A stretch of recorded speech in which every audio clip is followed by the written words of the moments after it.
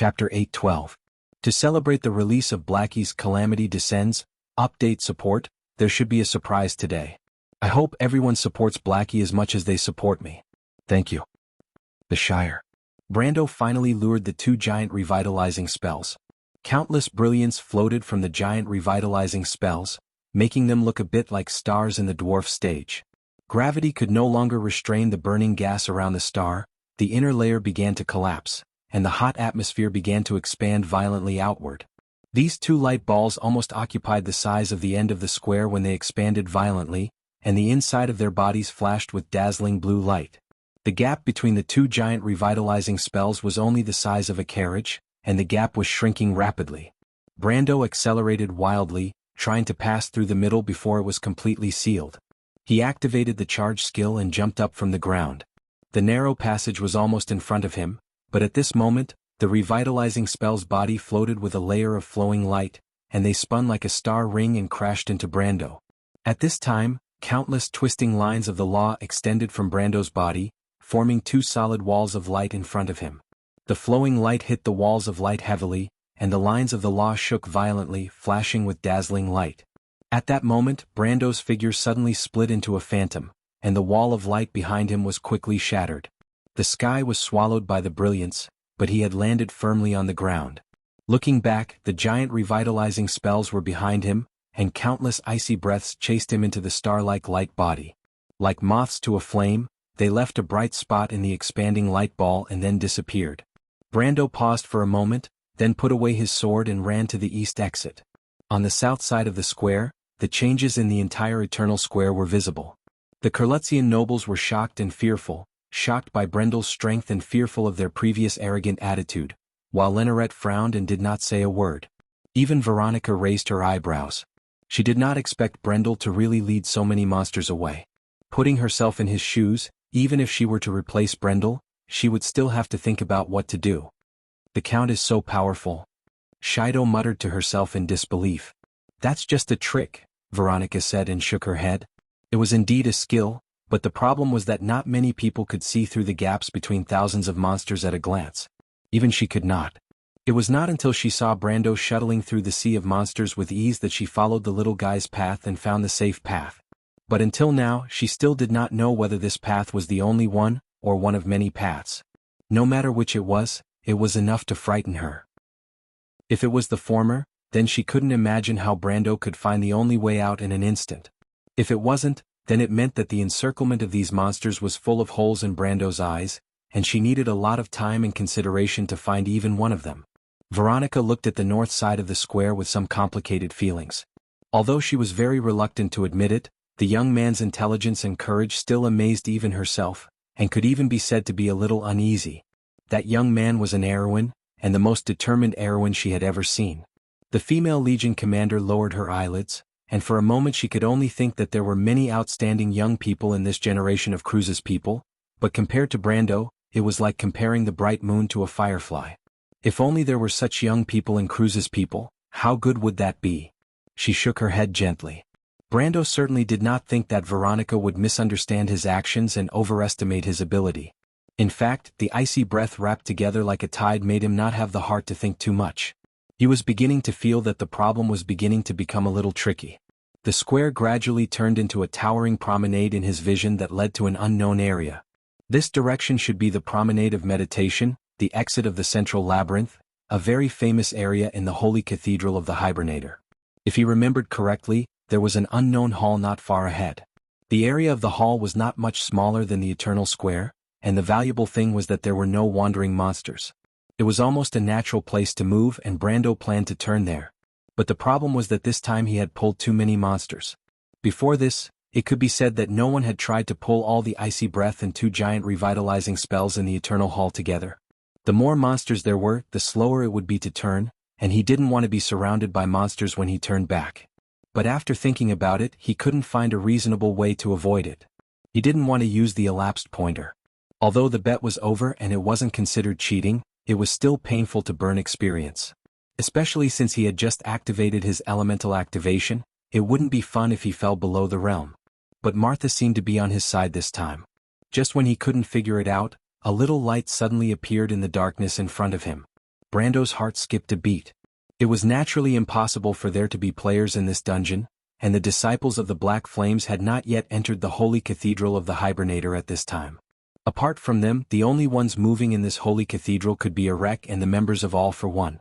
But he didn't know who it was or if it was Erek himself. But no matter who it was enough for Brando. He immediately had an idea. After receiving Erek's order, Devard led the black-robed knight to patrol along the long hall. The hall in this direction was different from the promenade of meditation.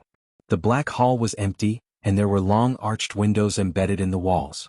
When the team passed by these giant arched windows, they looked as small as ants. Inside the arched windows were windows made of thousands of years-old glaciers. Faint blue light penetrated from behind the ice walls and crisscrossed in the hall. Just a few minutes ago, they had turned a corner and seen such a spectacular view. But as to where this place was and what this hall was called, no one knew. The team moved forward slowly, passing through the light and shadow. The sound of footsteps intertwined into a hollow echo at the other end of the hall. The sound reverberated in the open, enclosed space. After a moment, a black-robed knight suddenly stopped and shouted, "What is that?" Everyone followed his gaze and looked forward. They saw a stream of light suddenly gushing out from the darkness. The stream of light was gradually brightening, like a glowing behemoth waving its tentacles. It appeared from behind the corner in front of them. The tentacles slowly extended forward, and then its body appeared in the vision of Devard and the other knight behind him. Everyone's eyes widened. They saw two huge light balls, one in front and one behind, occupying the space of the promenade, and were pressing in this direction. "It's an revitalizing spell." Devard was knowledgeable and recognized the origin of the other party at a glance. But he had never heard of such a big revitalizing spell. He turned his head and saw that the knight beside him was panicking and pulling out his sword. He hurriedly slapped the other party's sword away and shouted at the other party, "What are you doing? Run." Most revitalizing spells were formed by spells between the 3rd and 9th circle, and revitalizing spells formed by spells above the 9th level were generally called wandering magic. Because they were formed by pure and powerful magic power, any magic would only have a healing effect on wandering magic, except for spells such as Dispel Magic and Spell Disassembly. Revitalizing spells were incorporeal creatures with no physical existence and only energy form. Mortal physical attacks could only cause very limited damage to them. Therefore, although the strength of wandering magic itself was not yet at the level of elemental activation, it was one of the most terrifying existences among the monsters at the peak of gold level. And the two in front of them could no longer be called wandering magic. Even though Devard had only seen revitalizing spells twice in his life, he still recognized them at first glance. These were wandering magic lords formed by spells above the 10th circle, and did not have the slightest bit of fake elemental level strength. Only wizards and mages and hunters of the same level could fight against them. No matter how many swordsmen or black-robed knight of All for One there were, they would only be fodder. Let's run separately. There are only two of them, one of us will be able to return to the Grand Duke's side. Devard immediately shouted at the others. The black-robed knight seemed to have woken up from a dream and hurriedly scattered and retreated. But just as Devard's voice fell, countless specks of light appeared in the darkness. "Sir, look over there," someone exclaimed. In fact, there was no need for the other black-robed knight to remind him. Devard had already seen this scene. Countless icy breaths appeared in the darkness, like a sudden wave of monsters. How is this possible? Devard's first reaction was that they had unintentionally activated some kind of trap. Otherwise, these revitalizing spells in the temple would not have rioted for no reason and come straight for them. Until someone next to him reminded him. Someone? The knight on his left suddenly shouted, "Someone is leading them here." The Highlander Eagle swordsman was slightly startled before he realized the meaning of this sentence. He immediately looked in that direction, but it would have been better if he did not look. What he saw made his nose crooked. "It's you!" Devard immediately roared out with almost no tolerance. The expression on his face was full of resentment, as if he had seen an irreconcilable enemy. In the face of such an eagle swordsman, Brando felt a little wronged. He even felt that this was too much of a coincidence. The first time they met, he cut off one of the eagle swordsman's hands. The second time they met, this guy almost died on the battlefield. And this time, it was obvious that something this gentleman did not want to see was going to happen. Brando felt very sorry for this Highlander swordsman, but this did not stop him from saying, "Mr. Devard, has your hand grown back? Count Tonagel, you deserve to die." Brando could feel the anger on Devard's gloomy face. If this anger could be materialized, then he would have been riddled with holes by now. But unfortunately, the eagle swordsman was far from practicing the skill of killing people from thousands of miles away. So Brando could still be alive for a while. Of course, we can't doubt Mr. Devard's courage. If he could, he would definitely pull out his sword and cut Brando into 8 pieces. Or at least, he would die together with Brando to avenge his previous humiliation. But now, Devard felt as if his legs had grown roots and weighed more than 1,000 pounds. Not to mention rushing up to kill Brando, it was difficult to even take a step forward. Because Brando was leading the 2 giant wandering magic lords behind him, and the tide-like icy breath of the revitalizing spell was coming straight at them. As long as one's intelligence was still intact, they would understand what this Count Tonajul was planning. After all, it was not a great plan to divert the trouble away. But the problem was, Devard found that there was only one way to deal with this despicable plan. Despicable bastard. He cursed and turned around and gave the most invulnerable order to deal with the current situation. Retreat. Brando laughed in his heart. Just as Devard had realized, he had already planned this. What both sides had to do now was to have a hearty race. They didn't need to run fast, they just needed to be faster than the others. But it was not so easy for Devard to be one step ahead of him. He snapped his fingers and used his index finger to draw in the air. The retreating black-robed knights suddenly felt their feet soften, and the originally solid ground seemed to have turned into mud. Lesser Quicksand, a First Circle Earth Elemental Series spell. Its only function was to make the ground softer. Because the effect of the spell was on the ground and not the people walking on it, the black-robed knight did not even have the chance to resist this spell with their magic resistance. Under normal circumstances, there was no need to resist this spell, because it only made the ground a little softer. It was not like the real quicksand spell, which could even make you lose your footing and sink into it. Making the ground a little softer could only be used to restrict the cavalry on the battlefield. Even this effect was almost negligible because the effective range of the spell was too small. Unless it was cast by hundreds of wizards at the same time, it was completely meaningless in a battlefield that was easily a few miles wide. But if there were hundreds of wizards, wouldn't it be better to cast some other spells to deal with the cavalry? Even the effect of this spell on the black-robed knight was minimal. Although their speed was inevitably slowed down on the soft ground, the change in speed was minimal and did not affect the overall situation. Devard heard someone snort softly. Obviously, they were a little disdainful of Brando's childish spell. If it was half a year ago, he might have had the same idea. Using a First Circle spell to deal with the existence of elemental awakening? Wasn't this just wishful thinking? But now, alarm bells were ringing in his heart. Would the opponent be easy to deal with? Just ask him about the scars on his arms. What happened next immediately confirmed his thoughts. Air flow entanglement, wind of disorder, secondary rust, ice feet, flame chains, accelerated exhaustion, and slight increase of gravity. One circle spell after another fell on everyone's heads. The effect of each spell was minimal, but the advantage was that it did not require casting time. Brando was almost running while throwing these low-level spells at the black-robed knight. He did not need to successfully break through the black-robed knight's magic resistance every time, but as long as it worked once, these high-grade believers of all for one would slowly and uncontrollably slow down. On normal days, this kind of slowing down was almost meaningless because the duration was short, and it was equally time-consuming and laborious. But at this moment, for all the black-robed knight, it was a death sentence. Brendel passed by the knights who were slowed down by him one by one, and the giant roaming magic lord behind him and countless icy breaths swallowed them up in an instant. They were like pebbles thrown into the sea, swirling around in the tide of monsters and disappearing without a trace. Despicable. These high-grade believers of all for one were usually the most insidious, cunning and ruthless existences in the eyes of ordinary people, but at this moment in their hearts, Brando was the real demon. The nine-headed phoenix had an old saying, "Help the devil do evil," and now Brando was playing such a role in their minds. If it was only Brando, they could easily defeat him if they joined forces. Of course, this was what the black-robed knight thought. But unfortunately, Brando obviously would not give them this opportunity. He would only cast spells on them one by one, and then let the icy breaths behind him kill them one by one.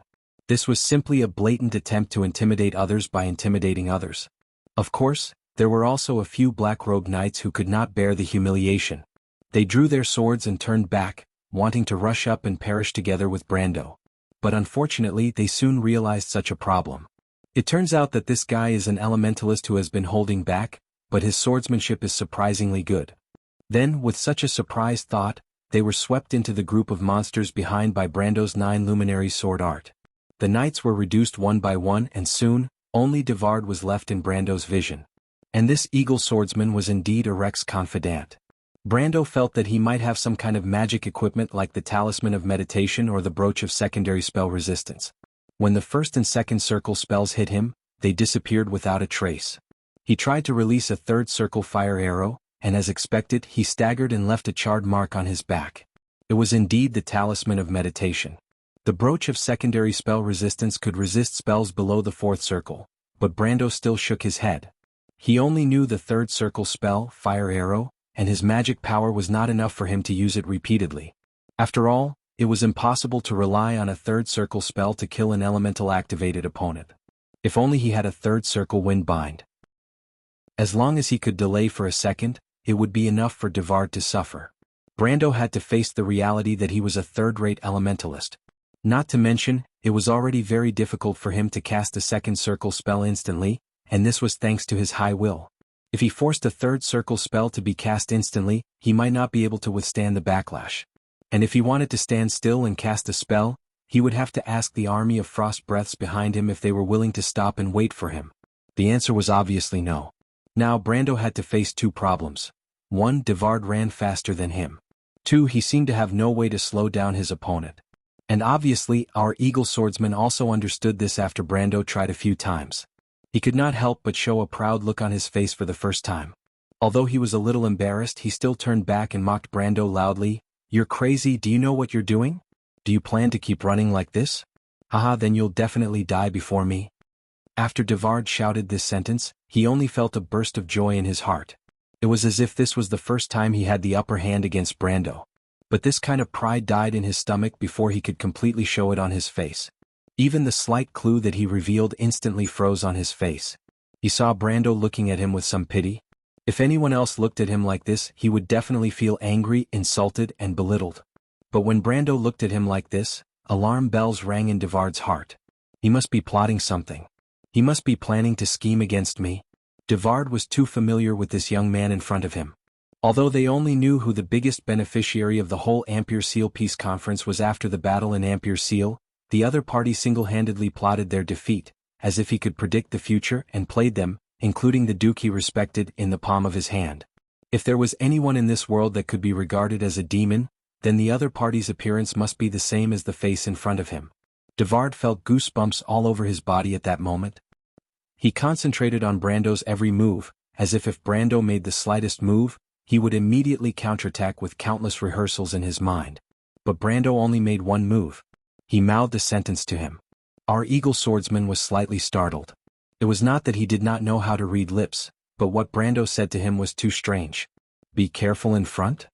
Be careful of what? Chapter 8:14. Devard got up from the ground in a daze and finally understood what Brando meant by being careful of the front, the corner of the corridor outside the nameless hall, which they passed by when patrolling. He ran almost at full speed and then hit the wall that was harder than steel. Brando seemed to be reminding him, but in fact he was trying to divert his attention. When he realized it, he had already suffered a big loss. Brando passed by Devard, took a few steps forward, and then stood against the wall. The army of revitalizing spells behind him was less than 100 feet away, but closer to Devard. What do you want to do? Devard looked at Brando shakily, not understanding why he suddenly stopped. Watch the show. Watch the show. As soon as Devard's voice fell, he saw Brando take out a long sheet from his backpack. Oh no, it should be a gray cloak, but this cloak was too big and too long, it looked more like a giant's thing. Devard was slightly startled and suddenly felt that this thing was somewhat familiar. Then he saw Brando lift the cloak over his head, covered from head to toe, and disappeared completely. "No, you devil." Devard immediately understood Brendel's intentions. He roared angrily and looked back, and his face turned pale. Two roaming magic lords were standing in front of him like two towering mountains. "No, I will never let you succeed, Count Tonagel." Devard was extremely angry. He stood there motionless, and even if he died, he did not intend to lead these revitalizing spells away. The giant revitalizing spells that were like stars continued to move forward, and the tentacles that exuded soft light swept across the entire hall like a river of stars. Devard's face turned green and white. He was indifferent at first, but when the tentacles swept over his head with a buzzing sound, his face changed. "Save me or I will die with you." He gritted his teeth and shouted in the direction of Brando. Unfortunately, Brando seemed to have really disappeared and there was no response from that direction. "You will regret this." Devard finally panicked. He knew that he was just bluffing, but he didn't expect the other party to be so indifferent. He was covered in cold sweat, and at the last moment he shouted, "Count Tonagel, I know you want me to lead these monsters to Duke Arek, but don't even think about it. This time I will never give in to you." Brando was hiding under King Buni's concealment cloak. When he heard Devard's words, he couldn't help but be amused, thinking that this guy's imagination was really rich. He really didn't think about it at all. After all, these revitalizing spells were surging energy bodies. If by any chance, even if there was only a 1 in 10,000 chance that the precious thing in Arek's hand would explode, then it would be really fun. But if Devard was really stubborn and did not move, it would not be good. He had the cloak of the Buni King, so he was not afraid of being dragged to his death. But if these revitalizing spells lost their target and happened to hit Veronica and her party who were still passing through the Eternal Extinction Square, it would be troublesome. He thought about it for a while and finally asked, "What are your conditions?" But he used a little trick. He used a second circle air spell, sound dispersion, so that the other party could not identify the source of the sound. When Devard heard Brando's voice for the first time, he felt that the other party's voice could be so pleasant to the ears. He hurriedly shouted, "Save me." "Are you kidding me?" Brando sneered. "If I save you, who will lead these monsters away from me?" He usually saw this guy as a little stupid under Arek, but he was still reliable. He didn't expect his intelligence to plummet at the critical moment. Devard saw that the corridor was silent again, and the revitalizing spells were only a dozen meters away from him. He gritted his teeth, hurriedly ran a few steps forward and stopped again. He realized that he had said something stupid, but he was not a real fool after all. After a little consideration, he understood Brando's real intention. "I will lead these monsters away, but you have to promise me one thing." "What is it?" "I want you to promise on behalf of Her Royal Highness to spare the Duke's life." Devard took a deep breath and replied, "Why should I promise on behalf of Her Royal Highness?" Brando couldn't help but feel a little amused. He thought to himself that this guy's brain must have been damaged, otherwise, why would he say something stupid again and again? "Because you are the Count of Tonagel, the person who reached out to save her and her brother when the royal faction betrayed her. You signed an agreement with His Royal Highness on the surface to recuperate, but in reality, it is to balance the North and South. In this way, Her Royal Highness, whose relationship with the royal faction is difficult to repair, will inevitably have to rely on you. You sit on Tonagel, Count Radner will also be your fiefdom in the future. When you grow stronger, your position in Erewhon will be unshakable. In the Battle of Ampere Seal, you are the biggest winner. You are the future Minister of Erewhon, the one who will truly have the final say. How can Her Royal Highness not listen to you?" Devard roared angrily. Brendel was slightly taken aback. He did not expect this girl to come up with so many reasons. Signing an agreement with His Royal Highness was for the sake of balancing the North and the South. He suddenly shook his head with a bitter smile. To outsiders it must be the same. Even Her Royal Highness probably thought so too. It was just that she could not bring it up in front of him. It was only at this moment that he suddenly understood why Princess Griffine's attitude suddenly changed so drastically after the Battle of Ampere Seal. He once thought it was out of gratitude, but now he thought that he was too naive. It was likely that the princess had already thought it through that night. At that time, she clearly had the intention to kill him, but she suddenly restrained herself and made an alliance with him. One had to know that she was a princess from the royal family. This kind of obvious change in attitude, perhaps only a guy like him who had no knowledge of politics and people's hearts would take it for granted. Keeping the eldest son of the king as an enemy was to prevent Her Royal Highness and the royal faction from burning the bridge after crossing the river. Then, together with the Highland Knight and Duke Vero, they would eliminate Count Randner, a loser who stood on the wrong side at the crucial moment. Even Brando himself believed that Randner would definitely be his territory in the future. Otherwise, why would Her Royal Highness give him the title of Count when Tonagel was not even a count's territory? When he became Count Randner, in the eyes of outsiders, whether he admitted it or not, he would be Erewhon's minister in the future. Brando could almost imagine his future path. Marrying Her Royal Highness and becoming Erewhon's regent. What Arek did not do today, in his opinion, was already within reach. What was even more dangerous was that a change of dynasty was not impossible, as long as something happened to the little prince. Brando suddenly broke out in a cold sweat. If even he could think of it, what would Her Royal Highness think? She would absolutely not tolerate any threat to her brother. He suddenly realized that Princess Griffin made Haruz his student and accompanied him on this trip. This was a deliberate arrangement in itself. Because he could not be considered to be fully fledged, it was impossible for him to make a move against Haruz at this time, and to let him take the title of Haruz's teacher was also to make him hesitate. Erwin and Cruz placed great importance on righteousness and honor, and the change of dynasty was often based on those illusory promises and legends. Just like the decline of House Cipher, it was only because they had lost the favor of the Lionheart sword. And House Yenbao could use the shattering of the sword throne as a reason to ask Her Royal Highness Princess Griffin and her brother to abdicate.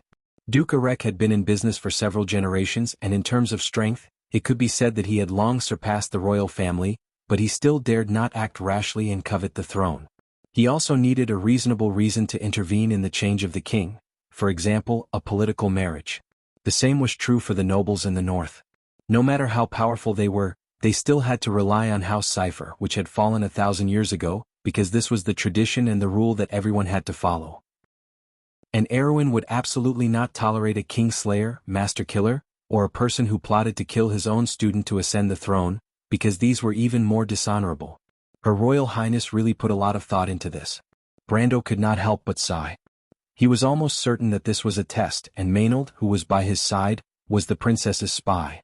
But if Her Royal Highness knew the true origin of Maynard, he was afraid that she would immediately consider switching people. These were the so-called inevitable coincidences of history. But Brando shook his head. He had no interest in these things. Whether it was Erwin's throne or the fate and future of this country, if it was not because of the experience in the other world, it had nothing to do with him at all. Presumably, Senior was the same. Most of the time, a person tended to be rational, but his life was often dominated by his emotions.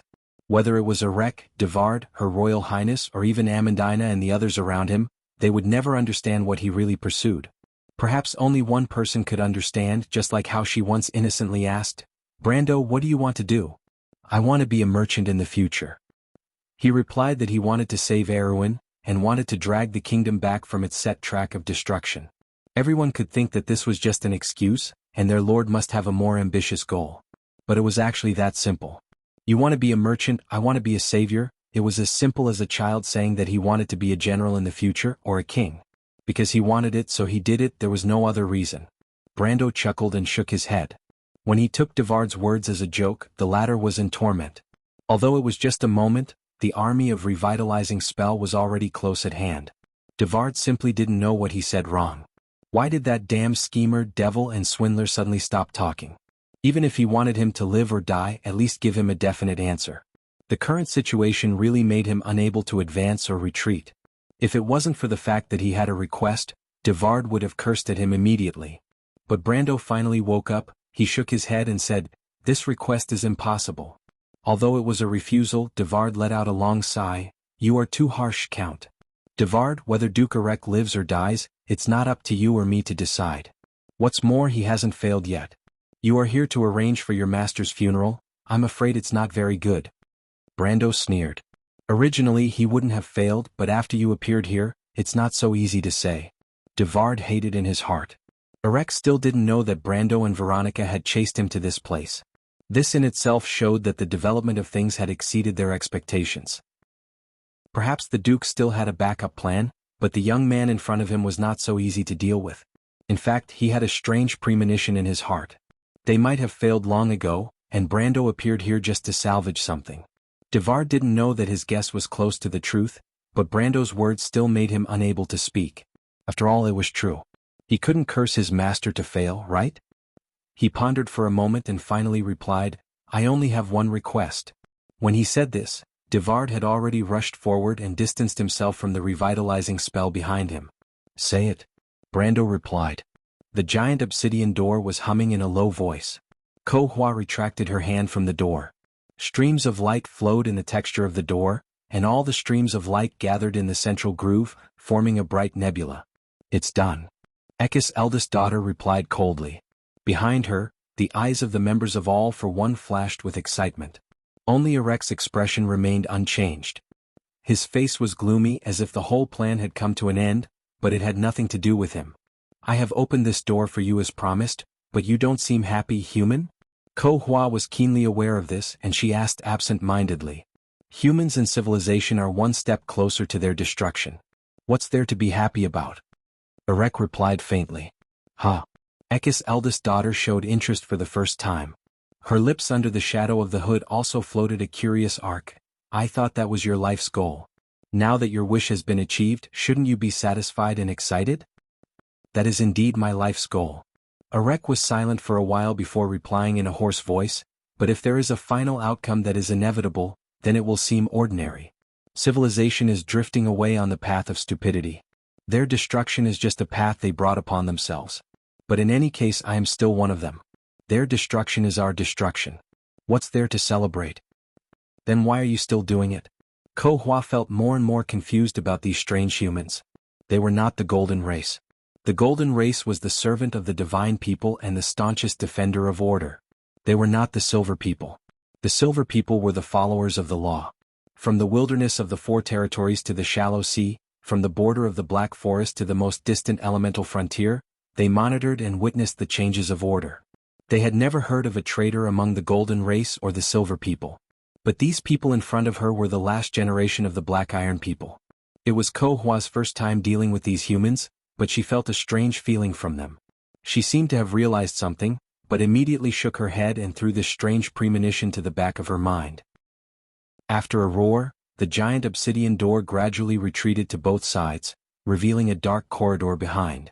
The soft light from the magic gemstones held high in the hands of the members of All for One poured in through the open gap, illuminating the corridor that had been covered in dust for thousands, or even tens of thousands of years. Spiral Hall, there were even people who let out a low cry. Miss Ko Hua, you are not human and can't understand human emotions. Most of the time humans claim to be rational, but their lives are often driven by emotions, making them do things that are very impulsive and incomprehensible in the eyes of others. Erek did not seem to care about what was happening in front of him. He showed a rare interest and chatted with the noble lady. Are you the same? Ko Hua narrowed her eyes and stared at the old man who seemed to have completely withered on the surface, but she could feel the will supported by a strong majesty in the other's stooped body. Although this majesty seemed a little ridiculous to her, for others, it was inviolable.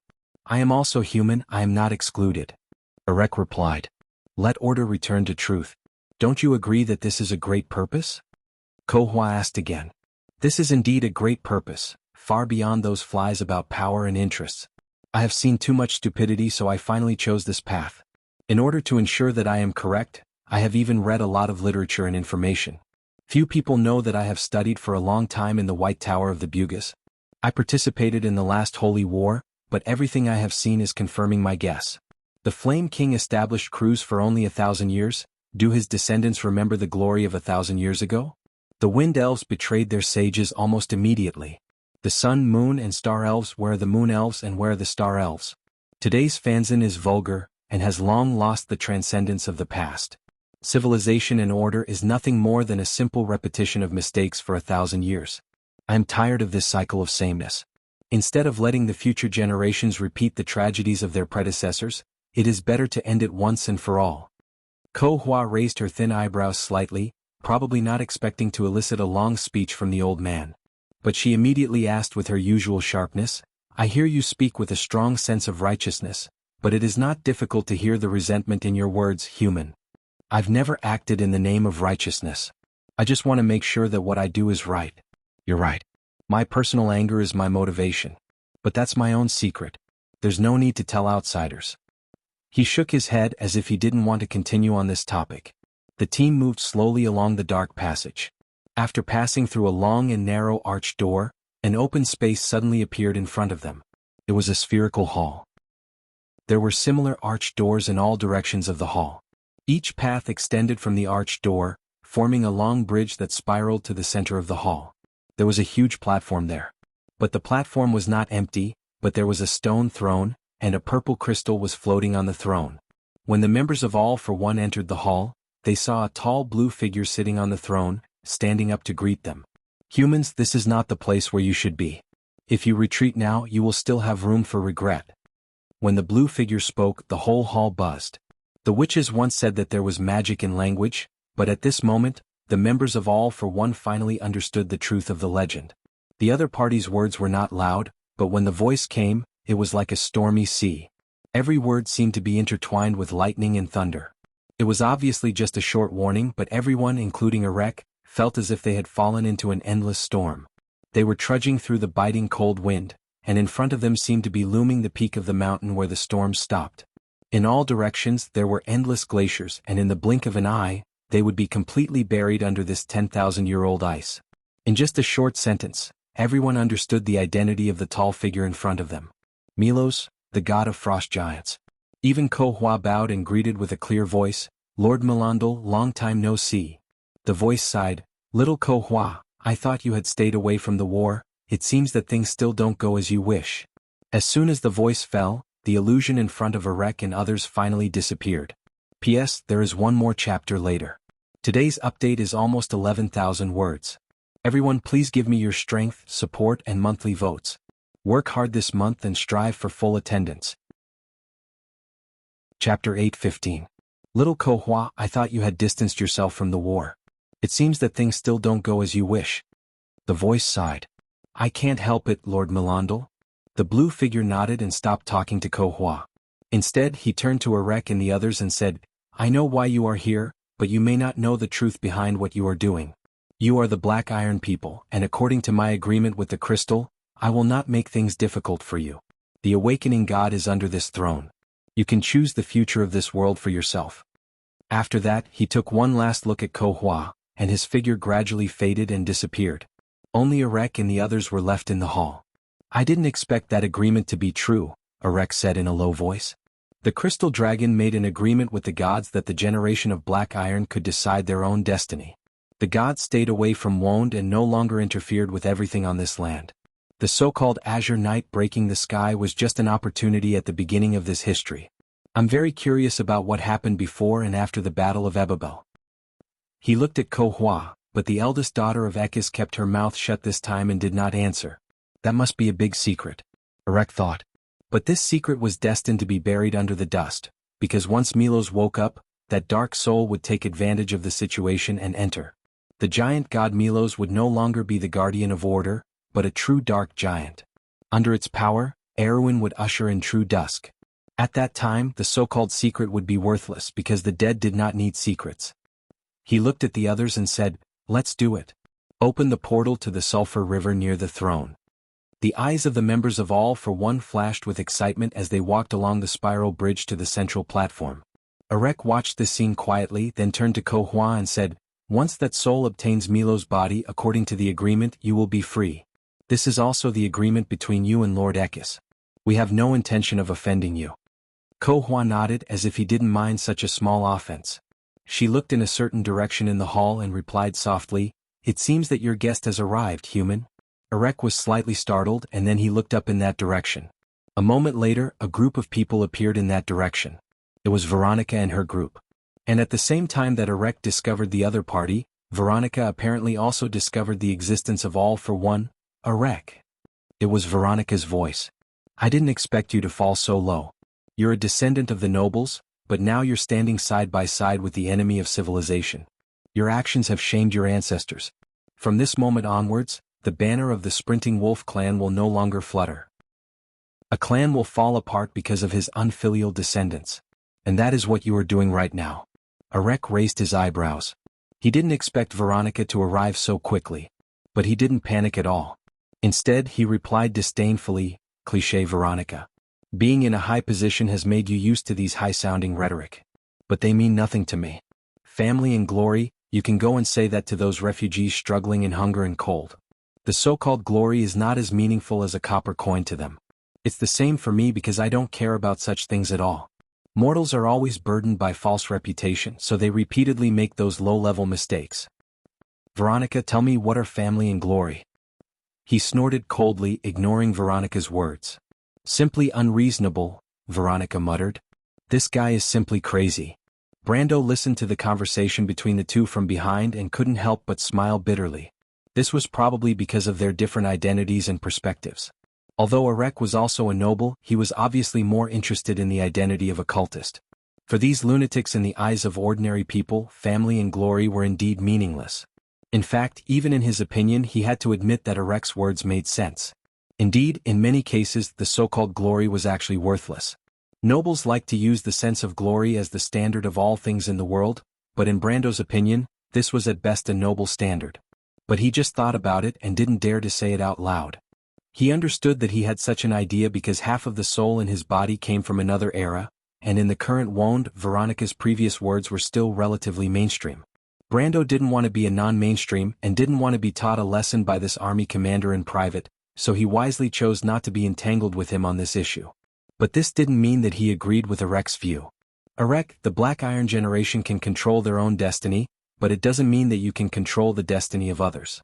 Whether this world is right or wrong, it's not up to you and it's not up to all for one to say. After Brando agreed to Devard's request, he returned to Veronica and the others wearing the Puny King's cloak. After passing through the Perpetual Extinction Square, they actually directly entered the Spiral Hall, but they were delayed a little while trying to find a way to open the door outside, so they entered the hall one step later than Arek. But even so, they still heard the last words of Arek and Milos. Arek looked at Brando with slight surprise. "It seems that you know my purpose very well, young man, but I never said whether what I think is right or not needs to be recognized by others. If you want to stop me, I'm afraid it's not that simple." Brando had already seen the members of All for One who were drawing the magic circle in the center of the hall at a glance.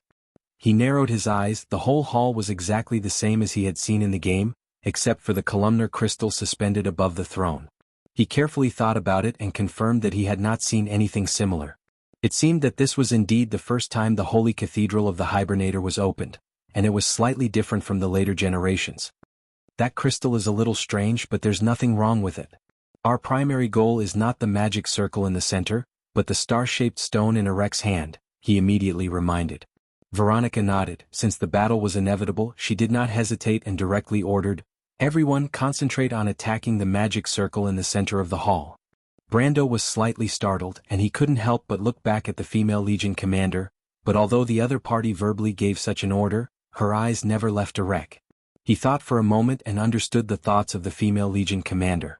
Sure enough, Veronica immediately turned back and whispered to him, "Later, Mephistopheles and I will distract him. You and Miss Alaz will go and get the star-shaped stone."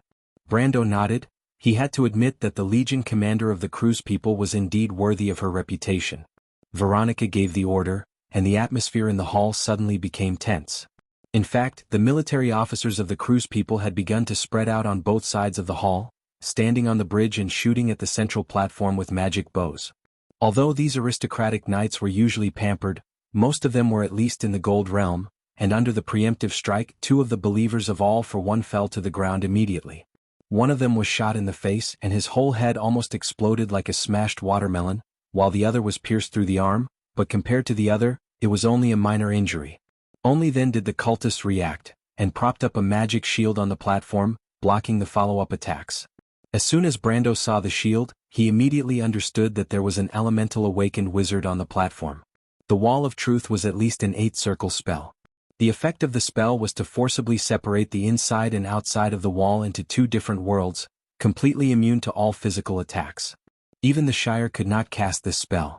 The witches who came here with him tried to cast a spell to dispel the spell, and without exception all of them failed. Since Brando could recognize it, it was naturally not difficult for Veronica and Mephistopheles. In their opinion, Arek was indeed well prepared. In a battle involving an elemental awakened, the combat power of those below the gold peak was almost meaningless. Of course, Brando was an exception.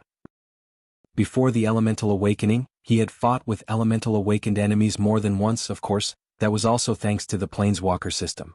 Veronica and Mephistopheles drew their swords at the same time, and floated up at the same time. The green and gray lines of law reflected each other. At this time, Brando found that the 2 were very compatible.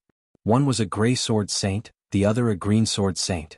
There was no grudge at all when they worked together, as if they had been partners for many years. Sometimes old rivals could also be the best partners because they knew each other too well. In his previous life, some people were keen on gossip about Veronica and Mephistopheles. Brando used to scoff at it, but today he had to believe the truth that the existence of any hot topic in the Amber Sword was inevitable. As soon as Veronica and Mephistopheles joined the battle, the believers of All for One in the center of the platform suddenly became in danger. What a joke! In Brando's view, the elemental awakened wizard hidden in the crowd was at most at the level of elemental awakening, and Veronica herself was at the peak of the law. Greysword Saint Mephistopheles was even more amazing. He could almost be said to be the first existence to step into the extreme planes in the last 50 years of the Cruz Empire. The previous one was Her Majesty the Empress of Cruz, but that was also because of a special opportunity, and before that, there were only the real old monsters left. Because when Veronica attacked, the wizard could still barely hold on, but when Mephistopheles attacked, the magic shield suddenly fell apart, and all the believers on the platform were slapped out of thin air, and all the believers on the platform were slapped out of thin air, and one after another, they staggered. Seeing the battle like this, Erek couldn't help but say, Mephistopheles. He almost squeezed the name out from between his teeth. Although he had heard that Mephistopheles was hanging out with the young man, he didn't expect him to really pull down his face to help Cruz, which was somewhat beyond his expectations. But fortunately he was not unprepared. He saw Erek point forward with his cane, and 5 of the black-robed knight behind him rose into the air.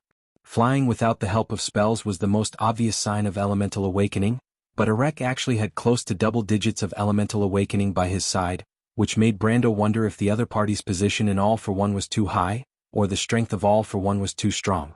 However, those elemental awakened existences were only at the level of elemental awakening, and together they could barely suppress Veronica, but it was still impossible to challenge the current Ash Sword Saint. Erek obviously understood this, and he had to take a step back and look at Ko-Hua beside him. Miss Ko-Hua, I can only ask for your help. Ko-Hua didn't say a word, but just nodded indifferently. But when she turned her head, there was a flash of light in the depths of her eyes that even Erek couldn't detect.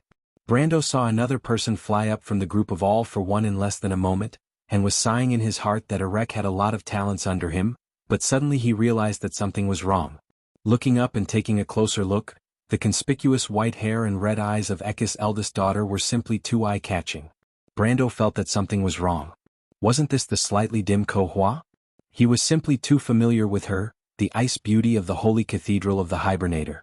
Which player wouldn't know her? Not to mention that she was under the control of Dark Soul. I didn't expect Erek to actually wake her up. Brando knew Ko-Hua's strength. Although it was far inferior to his cheap teacher, Ko-Hua was an ancient twilight species and Ekis' daughter. It could be said that her bloodline was pure, and not something that the two losers, Main and Mare, could compare to. And as a boss, she had many special skills.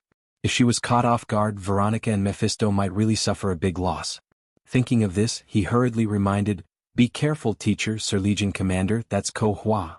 As soon as Brando spoke, he attracted Ko-Hua's attention. Not many people knew her now except for Erek, and that was because the other party had seen her original body. But she didn't expect that someone on the enemy's side would recognize her in her human form at a glance. Although she was flying in the direction of Mephisto, she actually had other plans in mind. Now that her identity was called out, she was very angry. The eldest daughter of Ekis hated in her heart and immediately looked in the direction of Brando. But what she didn't expect was that Brando seemed to know her character very well. He pulled the little female dragon over first, then lifted the concealing cloak and covered the two of them tightly. Concealing cloak? Ko-Hua saw Brando's last move, and then the two of them completely disappeared. Ordinary invisibility spells couldn't escape her perception, but now she seemed to have completely lost Brando's breath. She was experienced and knowledgeable, so naturally she guessed what the other party had used. But unfortunately, guessing was just guessing. It didn't mean that she had a way to break it. Buni was a god in her time who was on the same level as Milos, and was on the same level as her mother. The effect of his cloak was not something she could see through. The girl secretly gritted her teeth and secretly remembered Brando's appearance in her heart. Then she turned around and continued to fly towards Mephisto. Seeing that she turned and left, Brando, who was hiding under the cloak, was really relieved. What a joke, being targeted by a demigod-like existence was not a fun thing. Of course, Brando didn't know that he had been targeted, and thought that he had escaped.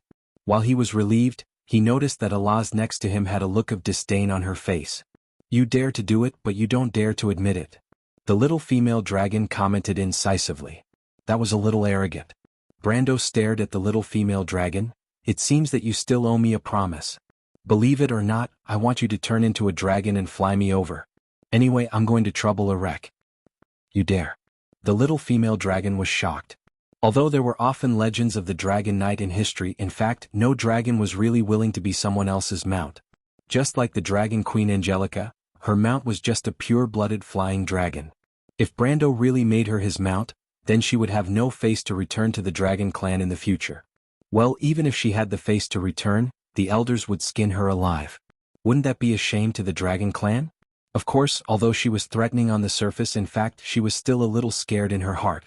The Dragon Clan valued oaths. In their view, the contracts made under the stars were carried out under the witness of Bahamut, so they generally wouldn't make an oath easily. But once the oath was made, even a lazy guy like Sheeta would have to stay in this desolate place for hundreds of years. Previously, she thought that Brando would lose, so in a moment of excitement she pulled Sheeta and made a bet with Brando. Now, Sheeta only needed to hand over the useless heart of the dragon. Of course, in Allah's view, it was useless, but she was unlucky. She didn't know what strange request Brando would make. Why wouldn't I dare? It's just whether I want to or not. So you have to be more respectful to me, understand? Brando was simply too happy. During this period of time, he was tormented by this little female dragon. Now that he finally got his revenge, the feeling was simply too good to describe. Is this a request? The little female dragon whispered. Of course not. Then why should I respect you? You can be disrespectful, but I can't guarantee that I won't remember making you my mount. Brando replied matter-of-factly. You. Allah's eyes were red. You're despicable and shameless. Same to you, Brando replied. Well, I won't talk nonsense with you. Now come with me to ambush Erek. If you get that star-shaped stone later, maybe you can use it to exchange for a request with me. He knew that if he blindly relied on threats, he was afraid that this little female dragon with a temper would not be so willing. But if he guided her patiently and systematically, she would definitely be fooled. Sure enough, the little female dragon's eyes lit up because she found that Brando's words were quite reasonable. If she snatched the star-shaped stone first, she could use it to threaten Brando. If he dared to not withdraw the bet, she would detonate the star-shaped stone. Anyway, the worst-case scenario was that they would all die together. Thinking of this, the little female dragon's eyes were filled with little stars for a moment. She felt that she was simply too witty. Both of them had their own ulterior motives, but they could be considered to have reached an agreement. Buni's cloak had been used twice that day, and there was not much time left for it to last. So they immediately moved, and with the cloak, they carefully flew in the direction of Erek while sticking close to the wall of the hall. At this time, the battle in the hall had just reached its climax. P.S. Second update looking for monthly votes. Chapter 8:16. At the beginning of the battle, the black-robed knight beside Erek had spread out and occupied the two long bridges on the left and right. Therefore, if Brando wanted to sneak up on him, he would have to cross one of the lines of defense. Fortunately, this was no trouble for Brando, who had the concealing cloak. He directly flew over the crowd with the cloak. This kind of sneaky action was exciting for the little female dragon. She asked with great interest, I didn't know this stupid cloak was so fun before, otherwise I would have asked William for it. Brando, can you lend it to me for 2 days? Not good. Brendel always politely declined this kind of business that could not be returned from. Stingy. Her reasonable request was rejected. Of course, in Allah's view, it was very reasonable. She immediately showed her ferocious side, showing her little white fangs. She glanced at Brando and found that he was still holding her wrist. The little female dragon did not think and directly bit him hard. Hiss, Brando gasped in pain. Even if his skin was as hard as steel, those were dragon teeth. And why was this guy like a dog? Wasn't she a dragon? He turned around in annoyance, but did not expect Alas to lie on his back and bite his neck. Brando's veins were popping out. He backhanded Allah's wrist and pulled her over. Just as he was about to scold her, he found that Allah's was staring at him with her golden eyes. Her little mouth was pursed and she looked like she was about to cry. Brando was stunned and then suddenly felt a headache. Only then did he remember that although Allah's was usually like a little demon, she was still just a little girl. According to the age of dragons, she was at most equivalent to a human girl of 12 or 13 years old. Brando was suddenly sweating. He just grabbed her arm a little too hard in a moment of excitement. He did not expect to make the little girl cry. After all, this was a battlefield. He hurriedly stared at the little female dragon and thought to himself, please don't cry.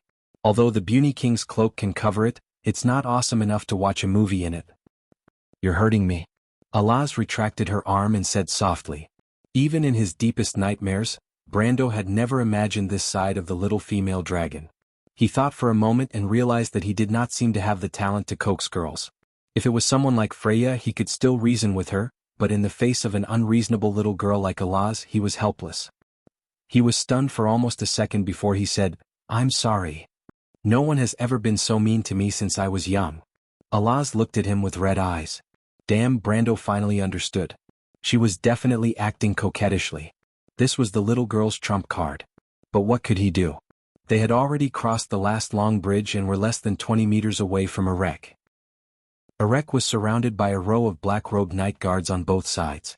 Normally, he should be thinking about how to catch the old guy off guard instead of coaxing the little girl here.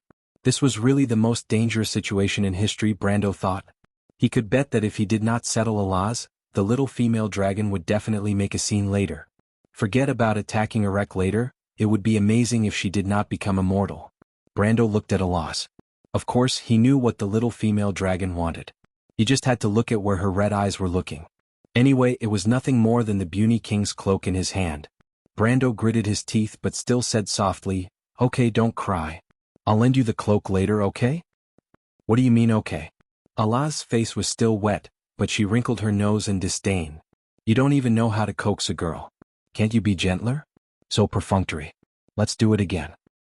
He looked at Erek's direction and almost lost his temper. "You better be content with what you have, or I'll have to die with you." Erek's words were like thunder to Brendel's ears. "You better know your limits or I'll have to die with you." Alaz snorted softly with her little nose. She fiddled with her blonde curls. Her long eyelashes were half closed and she glanced at him with the light golden eyes below, meaning, "I'm not afraid of you dying with me." She continued to nitpick, "Humph, so rude, not gentlemanly at all. I don't know what Amandina likes about you. Don't think that no one knows what you did in Erek. You only know how to bully women." Brando's eyes widened. "What did I do? For example, forcibly kissing that human princess." "And, stop." Brando hurriedly begged for mercy. He finally understood that this little female dragon's voyeurism was not a matter of a day or two. He thought that she had only arrived at the last moment of the battle in Ampere Seal, but it turned out that she had been hiding around for a long time. But the little female dragon's words finally hit his soft spot this time. The last thing Brando wanted to talk about now was the impulse of that night. Even now, sometimes the princess looked at him with a gloomy look. One could imagine how impactful his actions were at that time. In fact, now that he thought about it, sometimes he wanted to find a hole to hide in. He hurriedly begged for mercy. Stop, I was wrong, I'm sorry, okay?" "Hee, it seems that you care a lot about this matter." Alaz finally smiled through her tears. She promised, "Don't worry, as long as you lend me the cloak, I'll return it to you in 2 days. And later I'll help you beat up that Erek." She also stood on tiptoe and patted Brando's shoulder symbolically. Brando directly ignored the first half of the little female dragon's sentence. The last time she borrowed Scarlet's azure lance to play, the Bugis sent out William, Logar, and Ajani, the 3 wizard leaders, as well as Tulman, the former wizard leader, to get the azure lance back. In between, countless humiliating treaties mixed with blood and tears were signed. Lending something to a dragon, this was something that only a naive girl like Scarlet would think of, and because of this she was blamed by the Bugis for a long time. But as for beating up Erek, Brando thought to himself that Erek had nothing to do with him.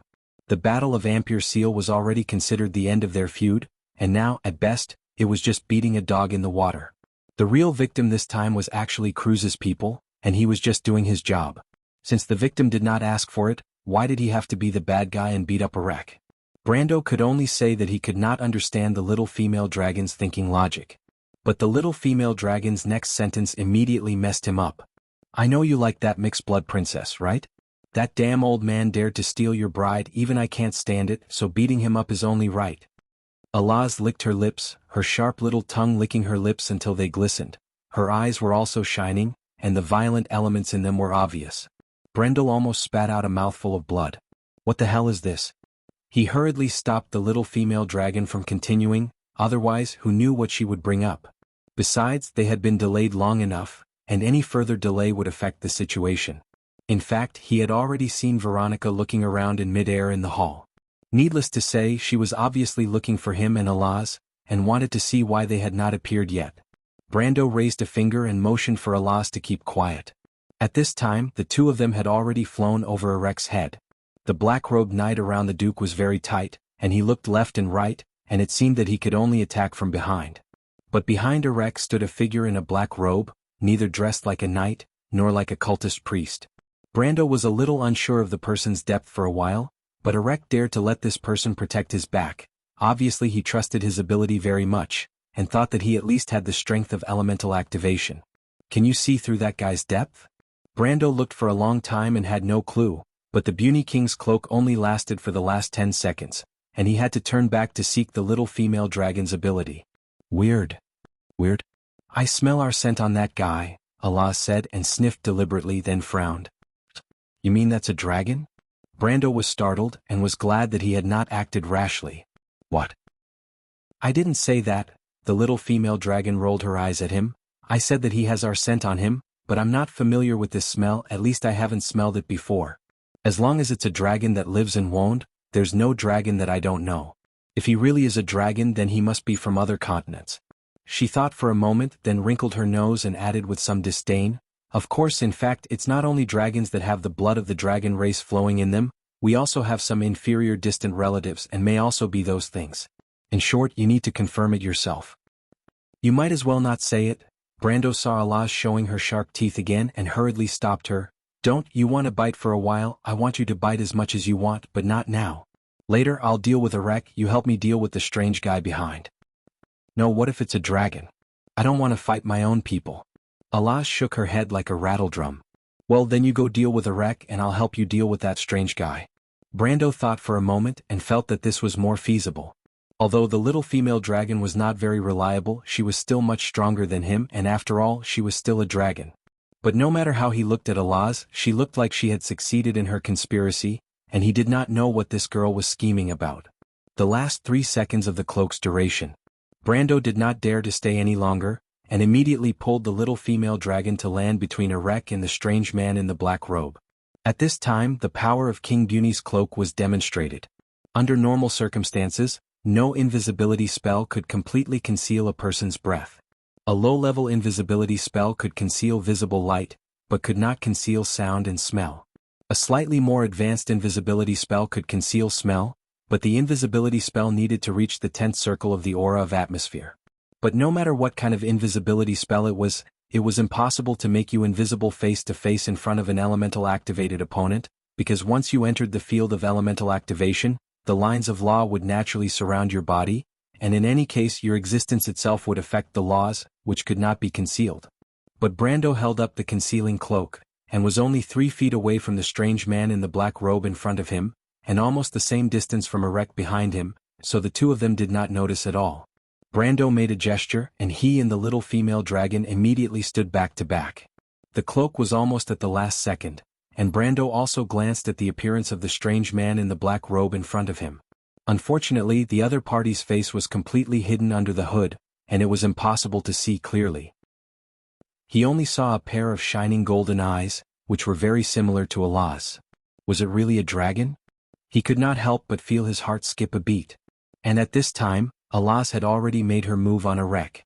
Erek held the cane in one hand and the heart of the dragon in the other, completely unaware of the enemy who had sneaked up behind him.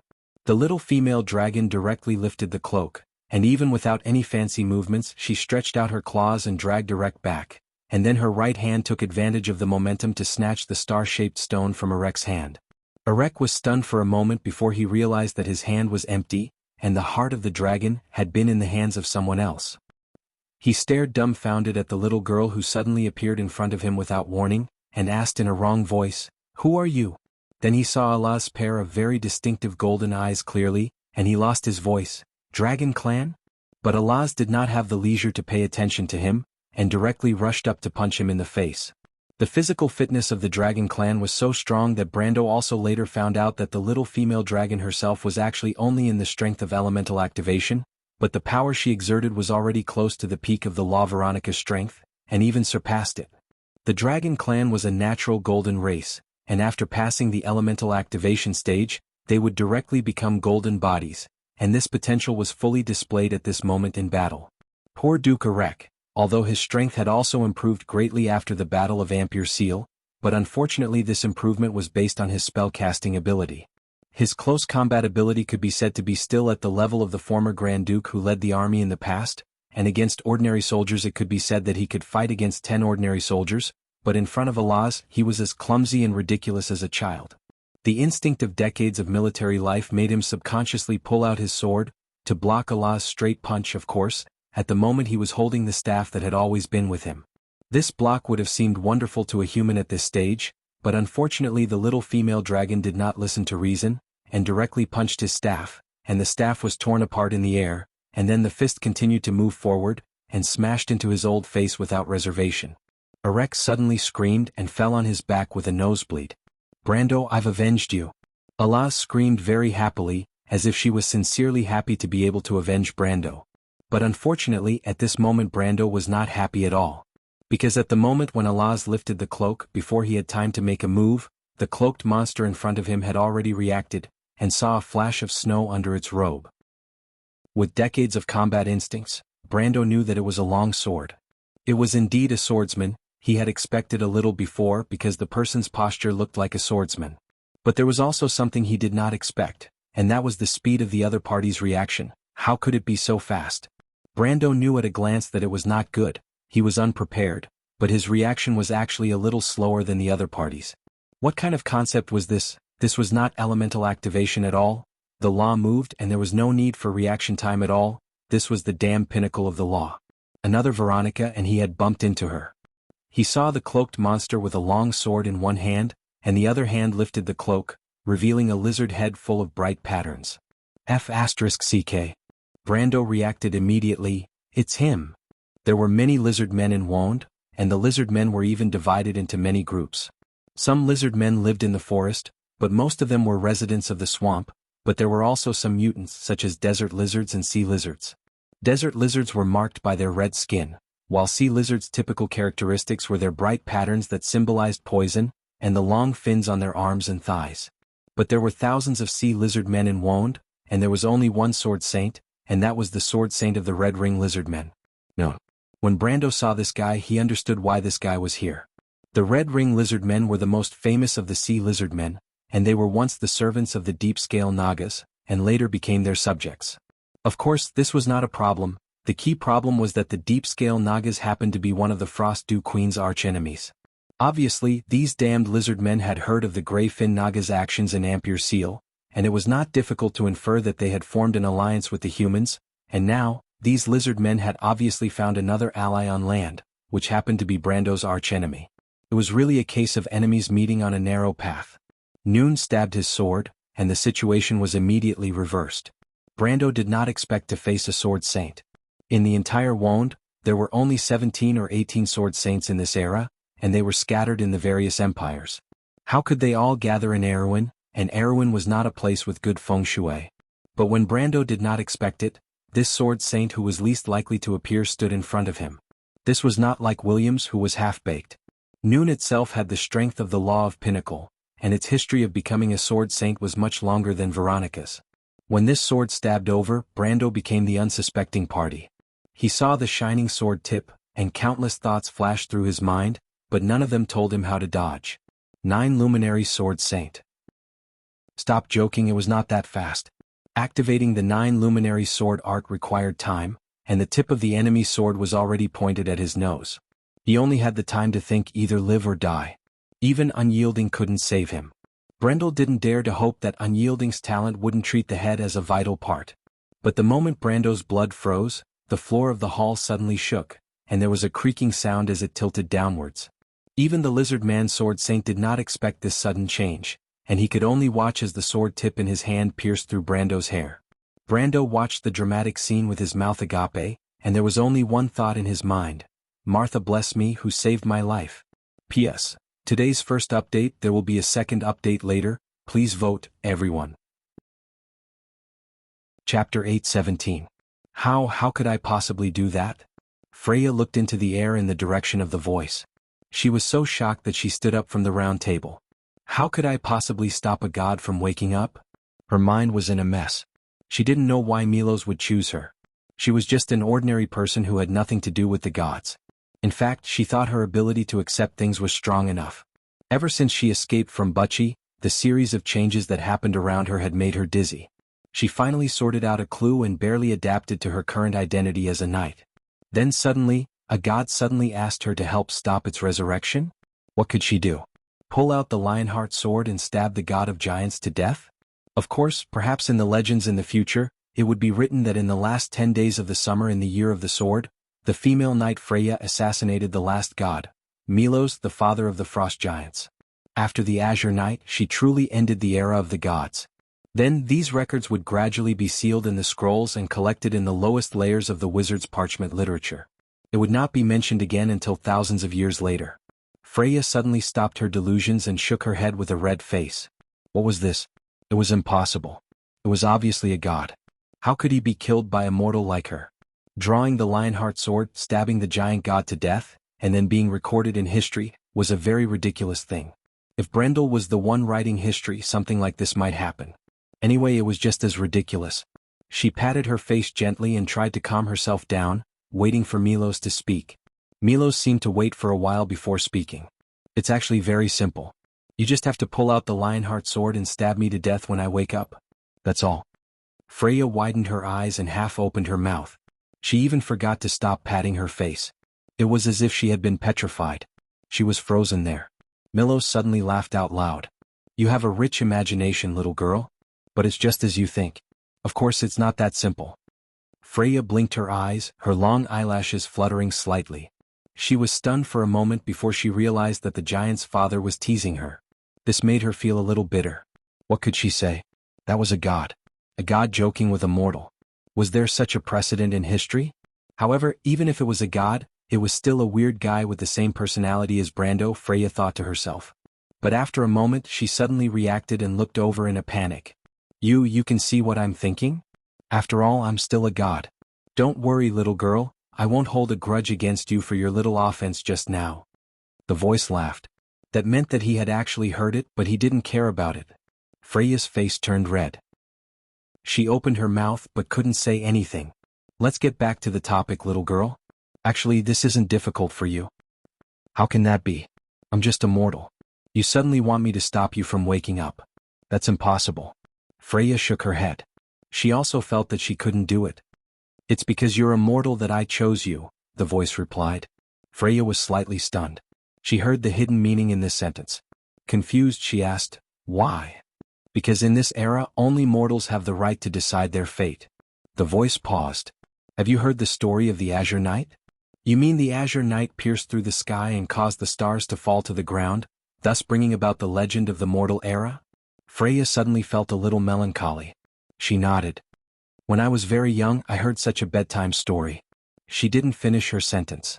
At that time, the mountains of Buchi were still green.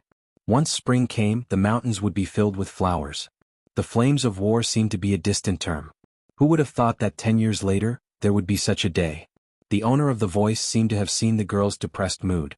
He gently comforted her. I'm sorry for reminding you of the past.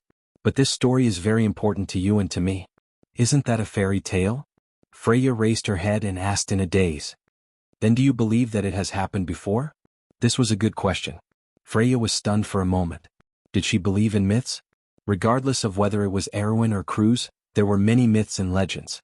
The distant ones were like the records in the Pale poem. The recent ones were like the story of King Eric and his knight expanding the territory. There were even folk legends such as the stories to scare children in the forest, and the black prophecies.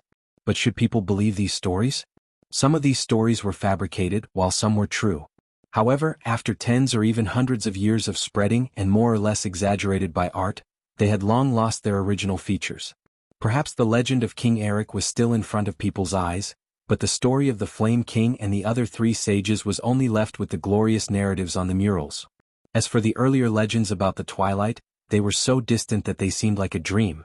There were dreams and nightmares in those dreams, but no one could tell which were real and which were fake. Freya was stunned for a moment before she asked, those are real, right? Some are, but it did happen before. It happened on this land. Freya knew that what Milos was about to say next might be the main point. She quieted down and listened quietly to the father of the frost giants. It was quiet all around. The firewood burned in the fireplace and made a crackling sound. Sometimes she felt that this spacious room might be located in the depths of a mountain. She could even feel the legendary trembling from the depths of the mountains. She didn't know when, but a low, buzzing sound echoed around her. The tea had a lingering fragrance. The tea droplets that flew onto the tablecloth had yet to dissipate. The silver knife and fork reflected the warm glow of the candlelight. The faint flame on the white porcelain tea tray flickered, sometimes bright and sometimes dark. It was related to the War of the Twilight Dragon. The gods had a dispute over the future of the world. Martha, our mother, watched us from the hall as always. It was Babel's tower, which later turned into ruins because of the war. But at least in that era, it was still the center of civilization. On the Golden Temple, there was a beautiful marble floor like floating clouds. The gods were in the middle. I could only stand at the end of the long line. When the dispute was at its most intense, the whole hall echoed with the voices of Alphonse and Crystal. Was it the Dragon of Fury and the Dragon of Knowledge? Yes. Why should we carry out this plan? Alphonse said so bitterly. He was the most irritable of all his mother's children. Although Tiamat was more resolute, she was much calmer than him. The voice slowly narrated, as if narrating a story that he had seen with his own eyes. Crystal did not reply, but Alphonse continued to mock. The Bronze Generation has been lost. In my opinion, it is more in line with the beauty of order to return to the ancient era. We should not listen to those stupid lies at all, let alone give the decision to those useless people. This is the conspiracy of the Twilight, and it can catch us all in one fell swoop. Shut up, Alphonse. At this time, Crystal finally spoke. She was Alphonse's youngest sister. The relationship between the two was once considered stronger than the immortal peak that could never be broken. But at this moment there were faint cracks. They are also mother's children. Do you want to make mother sad by saying this? Under his sister's aggressive attack, Alphonse also panicked. I'm sorry, I didn't mean it. However, the wisdom of the crystal was boundless. She continued to speak. Everything that you have said, the arbiters will naturally judge whether it is right or wrong. Our mission is to protect the operation of order, and not to interfere with it. Here you can only choose whether it is right or wrong. She continued to speak. After a moment of silence, Alphonse could only reply, I will never agree. He looked at his sister, and his disappointment was overflowing. The break between the two was like the birth of a new sea. A gap quickly formed and could not be made up. Freya quietly listened to the story. Even if she only listened to Milos's description, she could imagine the fierce dispute in the floating cloud temple. But what she felt was a little inconceivable was why there would be disputes between the gods. Shouldn't they have always been the guardians of the world of order, like generous elders, silently guarding the people of Wond? Whether it was slander or gratitude from the mortals, the grace always came from the heavens, but there was never any demand. Why? She finally could not help but ask, those useless people, are you talking about us? Milo's voice paused for a moment. Yes, our dispute stems from a choice. A choice? To continue the mistake since the era of the gods, or to give the choice to the mortals, especially in the face of an enemy like the Twilight Dragon. Such a choice, even for the gods, is extremely heavy. But why is there such a choice? Freya asked. Do you know the Bronze Generation? Freya frowned and shook her head. Actually, you have seen them, the voice prompted. The girl was slightly startled, but this time Milos did not let her continue to guess. Instead, he replied directly, the Bronze Generation is rarely mentioned anymore. The Silver Folk and the Gold Folk have destroyed all documents related to it. The few parts that have been preserved are also locked in forbidden places that ordinary people cannot reach. Because it once proved Lady Martha wrong. Although Mother did not care, it did not mean that we children could easily accept it. It was the same for the Bugus. And the Bronze Generation was the monsters scattered across the earth. In the past, on the earth, other than the glorious folk of order, there were the dusk seeds of chaos. Monsters that are between order and chaos do not exist in this world. Freya was completely stunned. She knew about the Gold Folk, the Silver Folk, and the Black Iron Folk. But she had never heard of the original monsters, the Bronze Folk between Silver and Black Iron. But how could this be? She subconsciously rubbed her forehead, feeling a little dizzy. The owner of the voice obviously noticed this too. He asked, do you feel a little incredulous? Freya nodded. Then we'll have to start with the order of the ancient times. Ko Hua's cold voice echoed over the hall. Before the world of Wond was born in the light, the divine folk and Martha first appeared in the chaos, the supreme beings. With the help of Martha, the divine folk weaved this world and created 17,000 gods to manage this world. Then the gods created the Gold Folk from the blood and corpses of the divine folk. This is the origin of the Gold Folk. The Gold Folk were servants but also warriors. They were staunch guardians of order. Then there was the Silver Folk. The Silver Folk was created because of the contract between Martha and the four elemental sovereigns. With the elements as their bodies, They were created with the blood of the gold folk. The silver folk were thousands of people. They lived in the kingdom on the earth and were the subjects of order. This was the ancient classical order and the most glorious era. Babel's tower stood in the center of the world, monitoring the earth. There was a fortress above each of the 4 realms of the kingdom. Valhalla and Avalon were just 2 of them. Legend has it that the ground of that era was paved with silver, the sky shone with the light of diamonds, the trees bore golden fruits, and the rivers flowed with rich milk. But such a glorious dynasty still fell in the twilight. In the next 2 eras, the divine folk rebuilt the world twice, but what was the result? The divine folk died one by one, and all the wisdom of the ancient times was only a few words to this day. The most glorious victory of civilization over the Twilight Dragon came from the last war. Just as she said this word by word, the entire spiral hall was uncontrollably capsizing under the control of some kind of force. The central platform had been completely distorted under the great force, and more than 10 long bridges were twisted into a fried dough twist and pulled into the abyss below. Brando was saved by this sudden change, but he immediately realized that he had just escaped the wolf's den and entered the tiger's mouth. The reason for all of this was because of Ko Hua's previous actions. When everyone's attention was focused on the fierce battle in the middle, Brando and the little female dragon happened to be attacking Erek, causing chaos on this side. The eldest daughter of Ekus took this opportunity to fly towards Grey Sword Saint Mephistopheles. She only symbolically exchanged blows with Mephistopheles in midair before her waist was slashed by the Ash Sword Saint. Just as Mephistopheles was still wondering why this demigod-level existence in the Chaos era was so weak, Ko Hua borrowed the strength of the Ash Sword Saint's attack and fell in a certain direction. The direction she fell was the center of the hall, and behind her, other than the throne on the platform, there was only the purple crystal suspended in midair. The battle was so intense that both sides did not have the time to see where Ko Hua fell, but it was this neglect that gave her the greatest opportunity. The moment she approached the purple crystal, Ko Hua turned back in midair and grabbed the purple crystal with her claws. If Mephistopheles had noticed Ko Hua's subtle movements, he would have been wary of her previous fake miss, because the strength of this grab was so terrifying that it was at least at the peak of the law. Under the claw, the crystal suddenly shattered into pieces. Then in an instant, the scene of Brando dodging the sword of the lizard man Blade Master happened. The spiral hall shook violently, and then the whole floor spun and sank down. All the long bridges above the abyss were pulled into a long thin belt. Except for a few people who had the ability to fly or magic, most people, including the black-robed knights, lost their footing and fell down at the first moment. At this time, Brando knew that something was wrong. He looked up and could barely see across the hall that Scarlet had stabbed the azure lance in her hand into the wall. Fortunately, she did not fall, but the figures of Lorena and her husband could no longer be seen in the crowd, not to mention the young prince and the eldest prince of the Cruise people. The Shire people were also out of touch. Brando tried to communicate with them telepathically, but only felt a noise coming from below. Something was interfering with the spiritual world of everyone in this hall. And in this place he could only think of one thing. In just a moment he saw a huge mouth suddenly emerge from the darkness below. It was something like a giant sandworm with thousands of teeth in its huge open mouth. Brando knew at a glance what it was: the Frost Devourer. This damn thing was here. It turned out that it did not live in the glacier but was locked under this hall. He should have thought of it. But he grabbed the edge of the long bridge with one hand, looked up, and looked at Ko Hua in the air with some confusion. He somewhat understood what the eldest daughter of Ekus wanted to do. In the game he had never heard of such a thing. I have personally experienced that war. Ko Hua floated in the air and finally finished this last sentence. Her eyes were a little blurred as if she was reminiscing. P.S. Second update. Today is another 10,000 words a day. Everyone, don't just wait and see, please give it your all.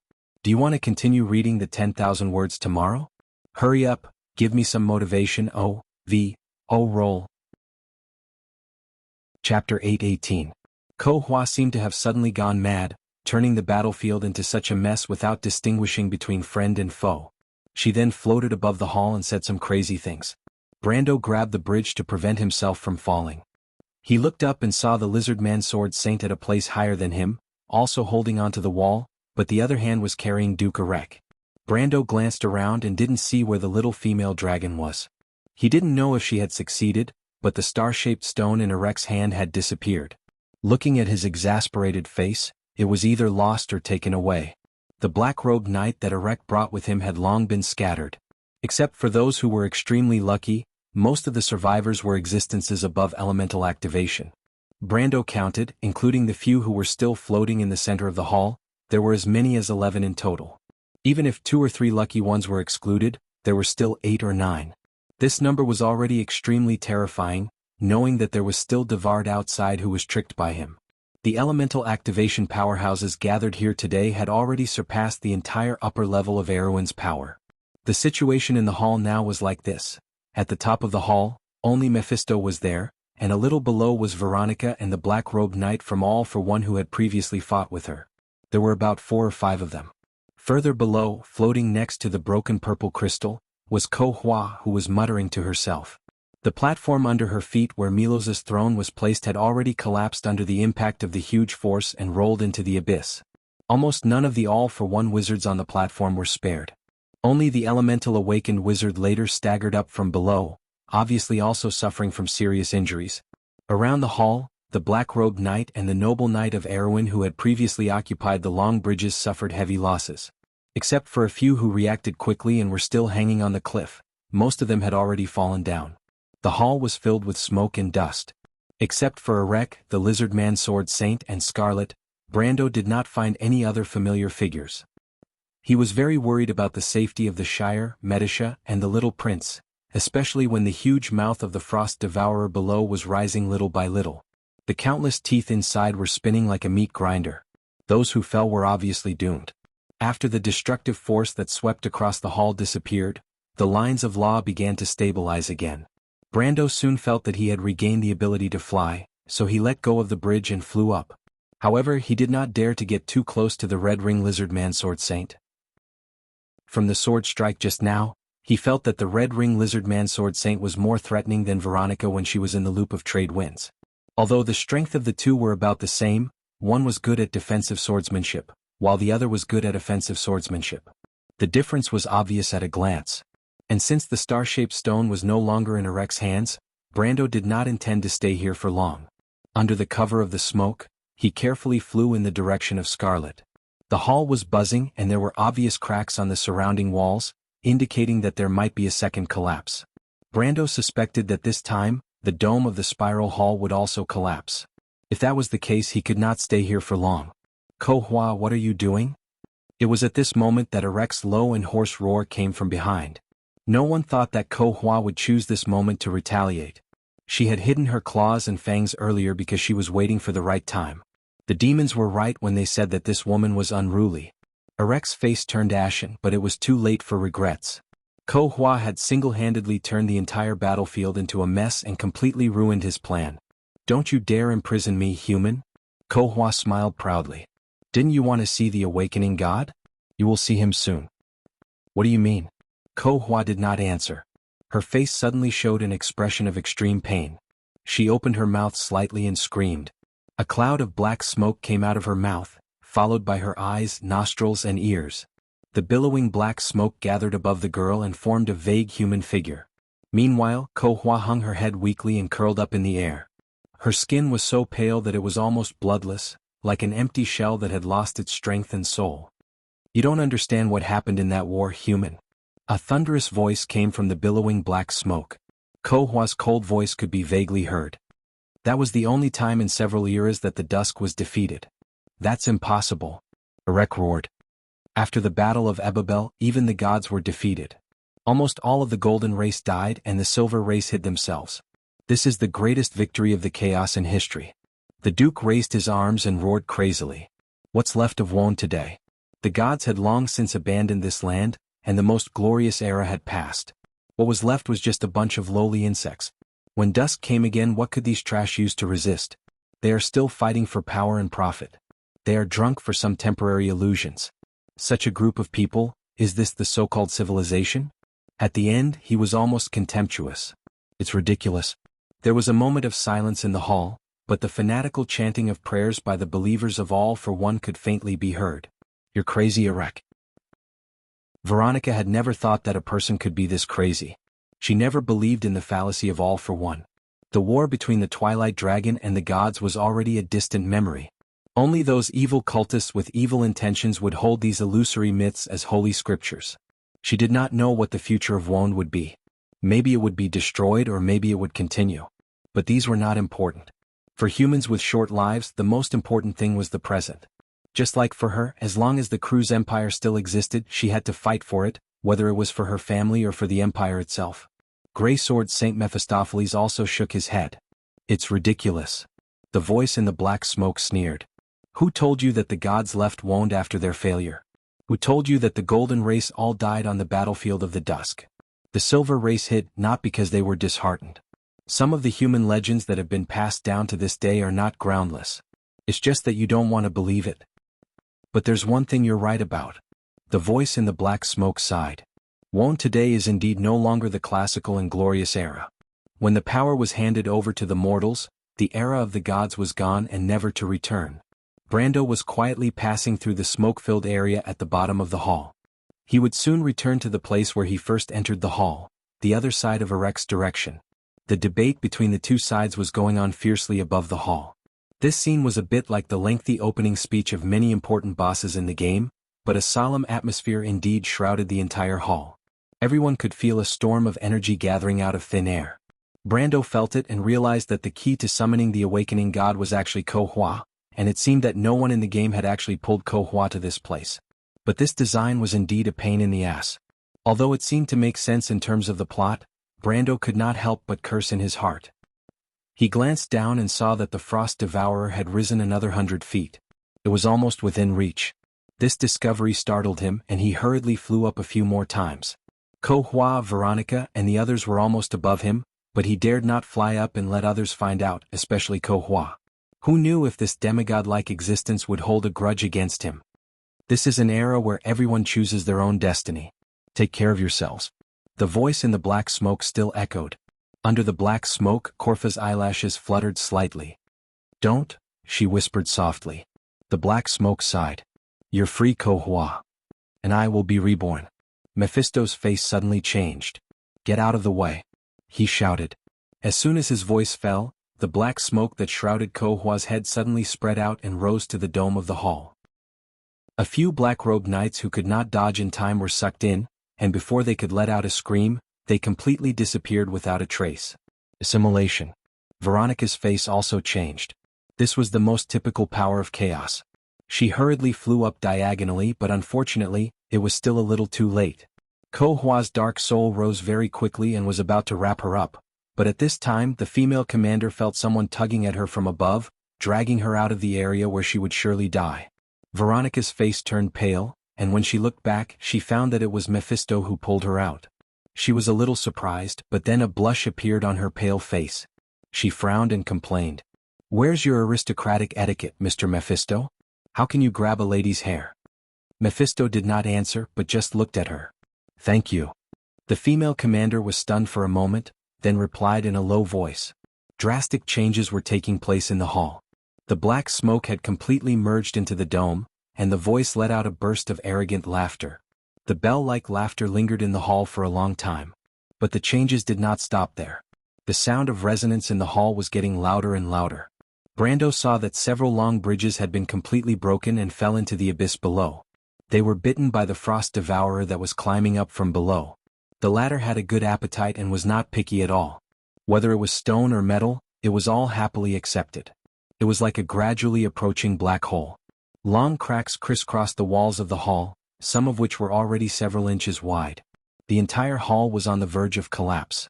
Large chunks of rock fell from above, and in a short while a skylight was opened in the dome. However, outside the skylight was not a bright sky, but a dark mountain. In fact, the whole mountain was shaking at this moment. The rock wall split into two parts and half of it had begun to sink slowly. F***CK. Brando finally reacted. This was a landslide. Get out of here. He looked around and finally found the exit that he came in from before. With just a glance, the place was already like a sand castle, with mud and sand falling down, and then falling apart into a pile of ruins.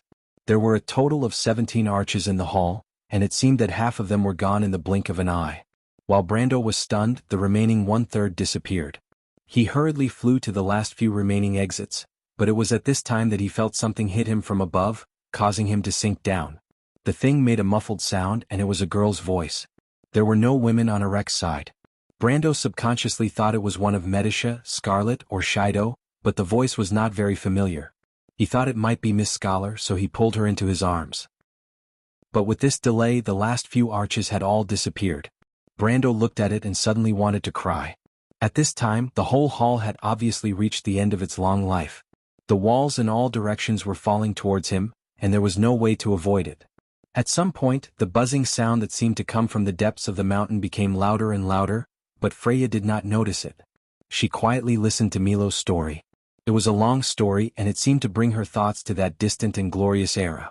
Tall towers towering in the sky, floating palaces, the golden people in white linen robes, prostrating themselves outside the palaces made of gold, and the air seemed to be filled with the faint smell of vanilla. It was a world of order and civilization, but now humans seemed to be struggling in ignorance. After a long time, she blinked slightly, looked up, and asked, "In other words, the gods gave the power to choose their fate to the mortals. After that, the Azure Knight led the ancestors and defeated the Twilight Dragon. After the stars fell, in order to fulfill the agreement, the gods left Wond and completely handed this land over to us.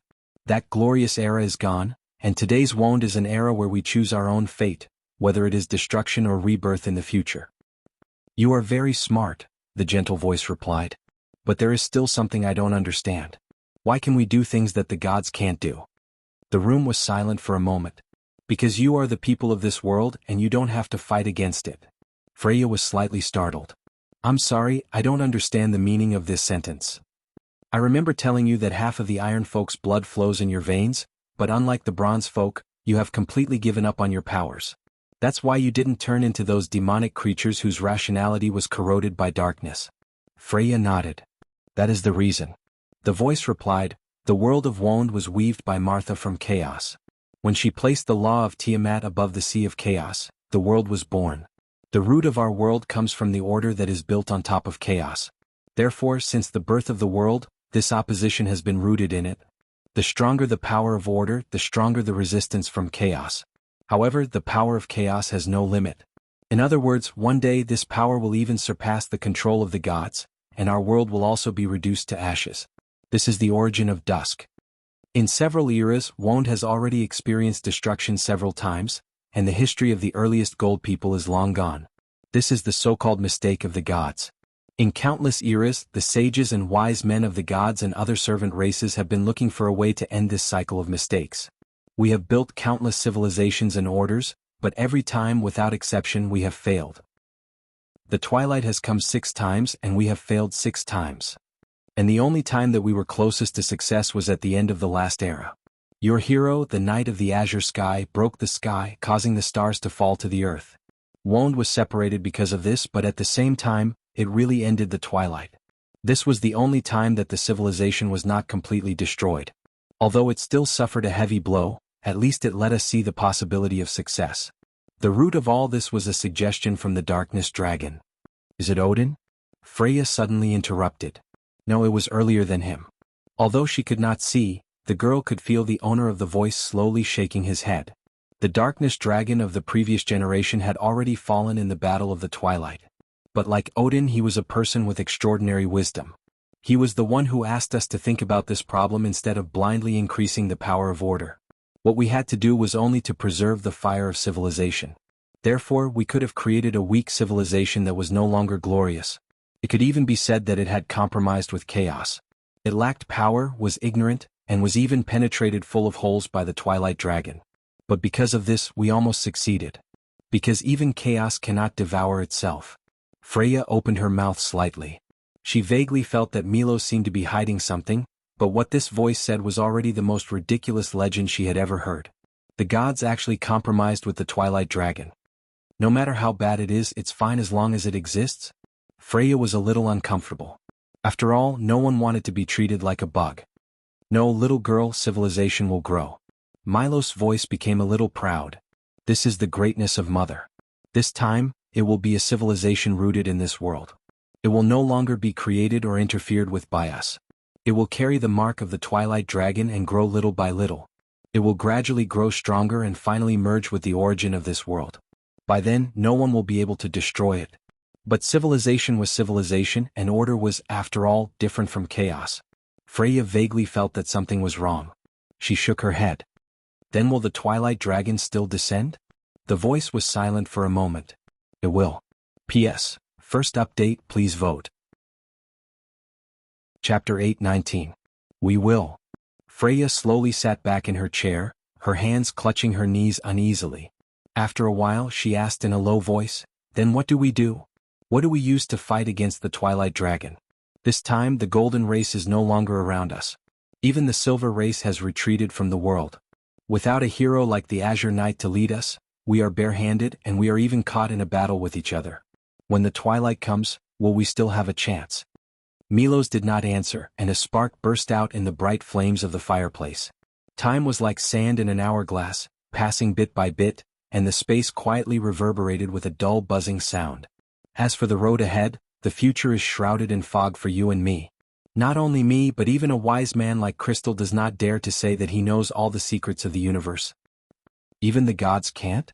Even Mother doesn't know everything. Freya opened her mouth. But as long as you still control your destiny, then you still have a chance. The generation of Black Iron must firmly control your destiny in your own hands. This is the last blessing that Mother has given you. This is the era of mortals. Neither the gods nor the Twilight Dragon can interfere. Whether the future is good or bad, it is up to you to decide. Is this why you chose us to come here, Lord Milos? The Night Girl took a light breath, and finally understood the purpose of the father of the Frost Giants.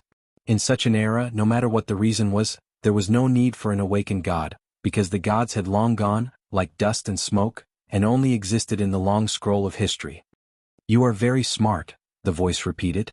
"What should I do?" Freya asked softly. "As I said, use the long sword in your hand to kill it." Freya widened her eyes slightly. She had always thought that it was a joke, but this time the voice was serious. "But how can I do it, kill a god?" She could not help but blurt out. "Little girl, in your era there are no more gods.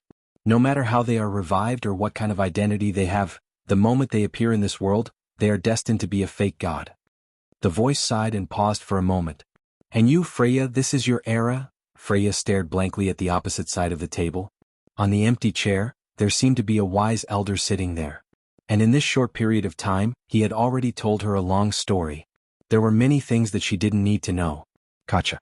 A long crack suddenly appeared on the floor of the room, and the low humming sound finally converged into a sharp roar.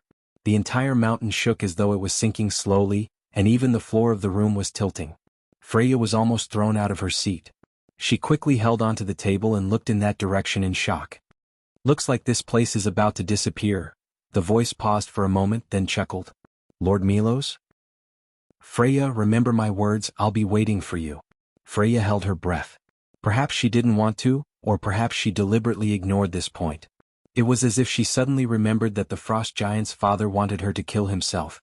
Amidst the rumbling sounds, the cabin in the glacier was tilting more and more, just like the cabin before it sank. Even the walls were starting to crack like a spider web. The ground was falling apart as if it was going to disappear completely in the blink of an eye. Freya grabbed the edge of the table tightly and stared at the empty chair.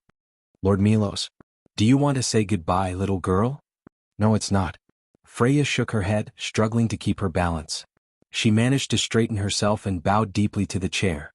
She wanted to say thank you, but sometimes there was no need to say this sentence. 1,000 words were better than silence.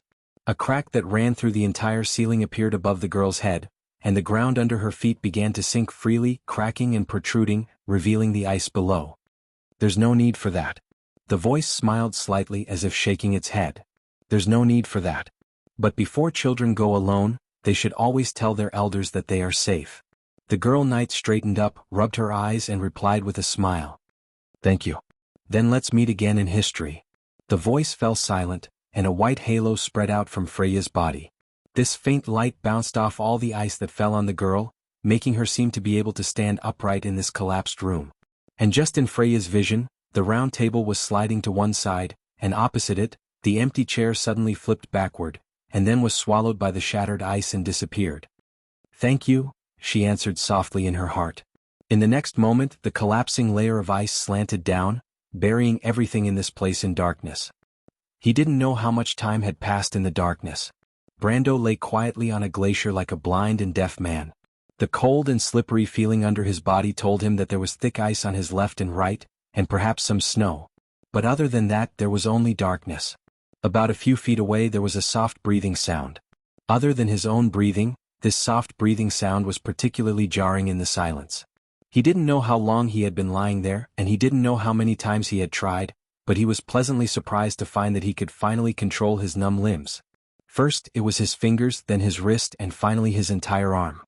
He gritted his teeth and used his arm to support himself, and after a few minutes he finally regained feeling in his legs.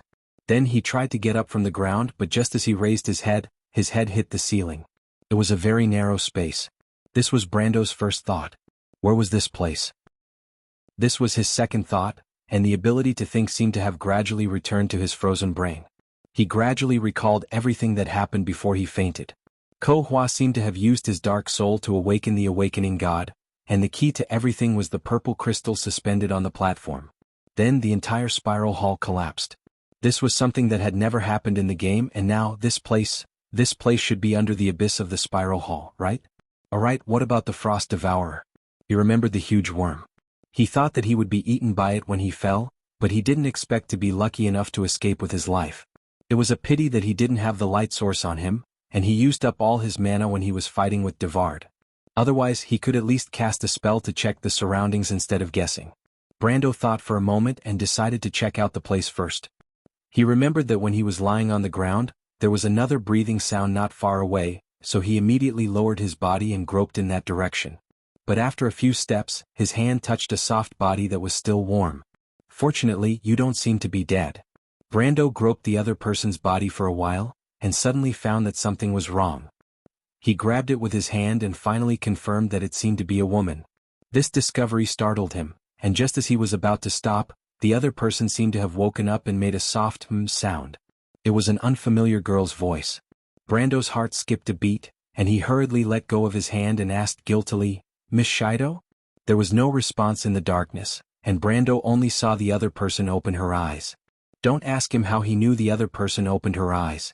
Because it was a pair of silver eyes that shone brightly in the darkness. At that moment, cold sweat fell from Brando's forehead. Silver people, gold people? Damn, no way could it be Allah's? Is it such a coincidence that I touched her first? Brando couldn't believe that if he touched Allah's body, he would be laughed at by the little female dragon. Maybe something like a pervert or something like that would come out of the mouth. And this was secondary. What if she flew into a rage again? Or what if she burst into tears again? Allah's previous performance in the spiral hall had left a deep impression on him. But he immediately shook his head. No, this was not Allah's. Allah's eyes were the kind of golden pupils with light silver, the typical eyes of the gold people. And the pair in front of him, said to be the eyes of the silver people, did not look like it, but because the eyes of the silver people were not so light, this pair of eyes somewhat resembled the eyes of Princess Griffin. But of course, Princess Griffin was not here. Could it be the little prince? Brando's cold sweat increased. It was ridiculous enough for him to let the little prince dress in women's clothing, and now this was a joke. He did not know how the other party would view him as a teacher. But that was not right. How could the little prince have breasts? Brando immediately realized that he had misunderstood. He suddenly remembered that he seemed to have caught a girl before he fell. He thought it was Shido at first, but now it seemed that his guess was wrong. Thinking of this, Brando took a step back and looked at the other party quietly. He could not be sure whether the other party was a friend or foe. It was better to wait for the other party to react first. Unexpectedly, just as he stepped back, he heard a voice like an orchid in an empty valley ask, "How did you recognize me at that time? I mean, how did you recognize my human form?" This sentence was like a bolt of lightning. It struck Brando right on the top of his head, directly freezing him there. What? Wait, Ko Hua. Yes. The silver eyes blinked gently as if disappearing for a moment in the darkness, and then reappearing again. That was my previous name. I haven't used this name for a long time. My name is now Ko Hua. You can call me Ko Hua. That was not right. Brando thought to himself, that was not right. The first running wolf that appeared in the twilight, the eldest daughter of Ekis as a twilight wolf, should not have a pair of blood-red eyes, and the voice should also be the cold tone that he was familiar with before. But what was going on with the one in front of him? Could it be Allah's prank? No, absolutely not. If it was the little female dragon, she would never make such an obvious mistake in the color of her eyes. It was not that difficult to change the color of her eyes with magic. He frowned and could not help but ask, Are you really Ko Hua? The eldest daughter of Ekis, the first running wolf in the twilight, one of the supreme monsters? The silver eyes moved up and down. This was because it was nodding. Brando took a breath of cold air. At this moment he finally reacted. This was not Ko Hua, this was Ko Hua's good side. However, this understanding made him fall into confusion. What was going on? Ko Hua's dark side became the awakening god, and her original body was only left with the good side. That is to say, the eldest daughter of the Twilight Wolves did not have dual personalities, but a true body with two souls. He suddenly remembered what she called Ko Hua before. Sister. This script was not right, Brando secretly exclaimed. The dark side of Ko Hua became the awakening god, and the good side of Ko Hua also survived. This was not the same as history. Brando remembered in the history of the game, Ko Hua's dark side and good side perished together, and after the Holy Cathedral of the Hibernator dungeon, the identity of Ekis' eldest daughter no longer existed. But now what was going on? History had inexplicably changed. Could it be that this was the original setting of the game? If the awakening god was resurrected, then it would enter this historical line. If the awakening god could not be resurrected, then it would enter that historical line in the game. Brando suddenly had a little realization. No wonder no one in the game had ever seen the awakening god. It turned out that history had long been changed and the result had been written down.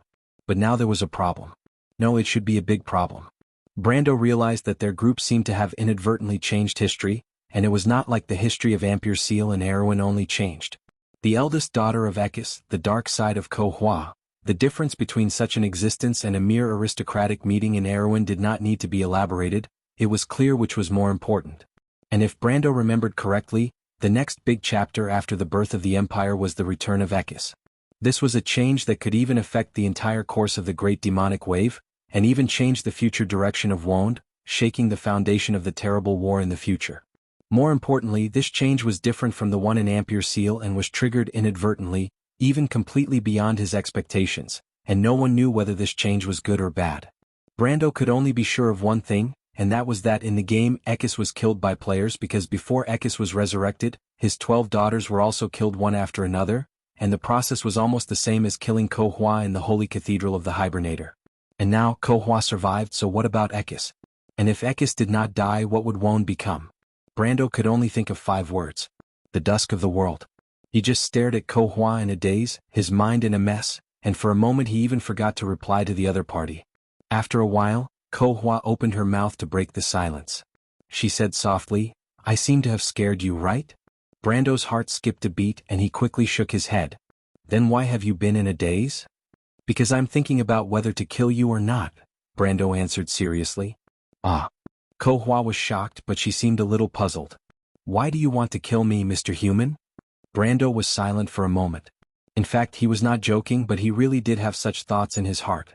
"Because you are Ekis' daughter, the first wolf in the dusk, and in the not-too-distant future, your mother will be resurrected again.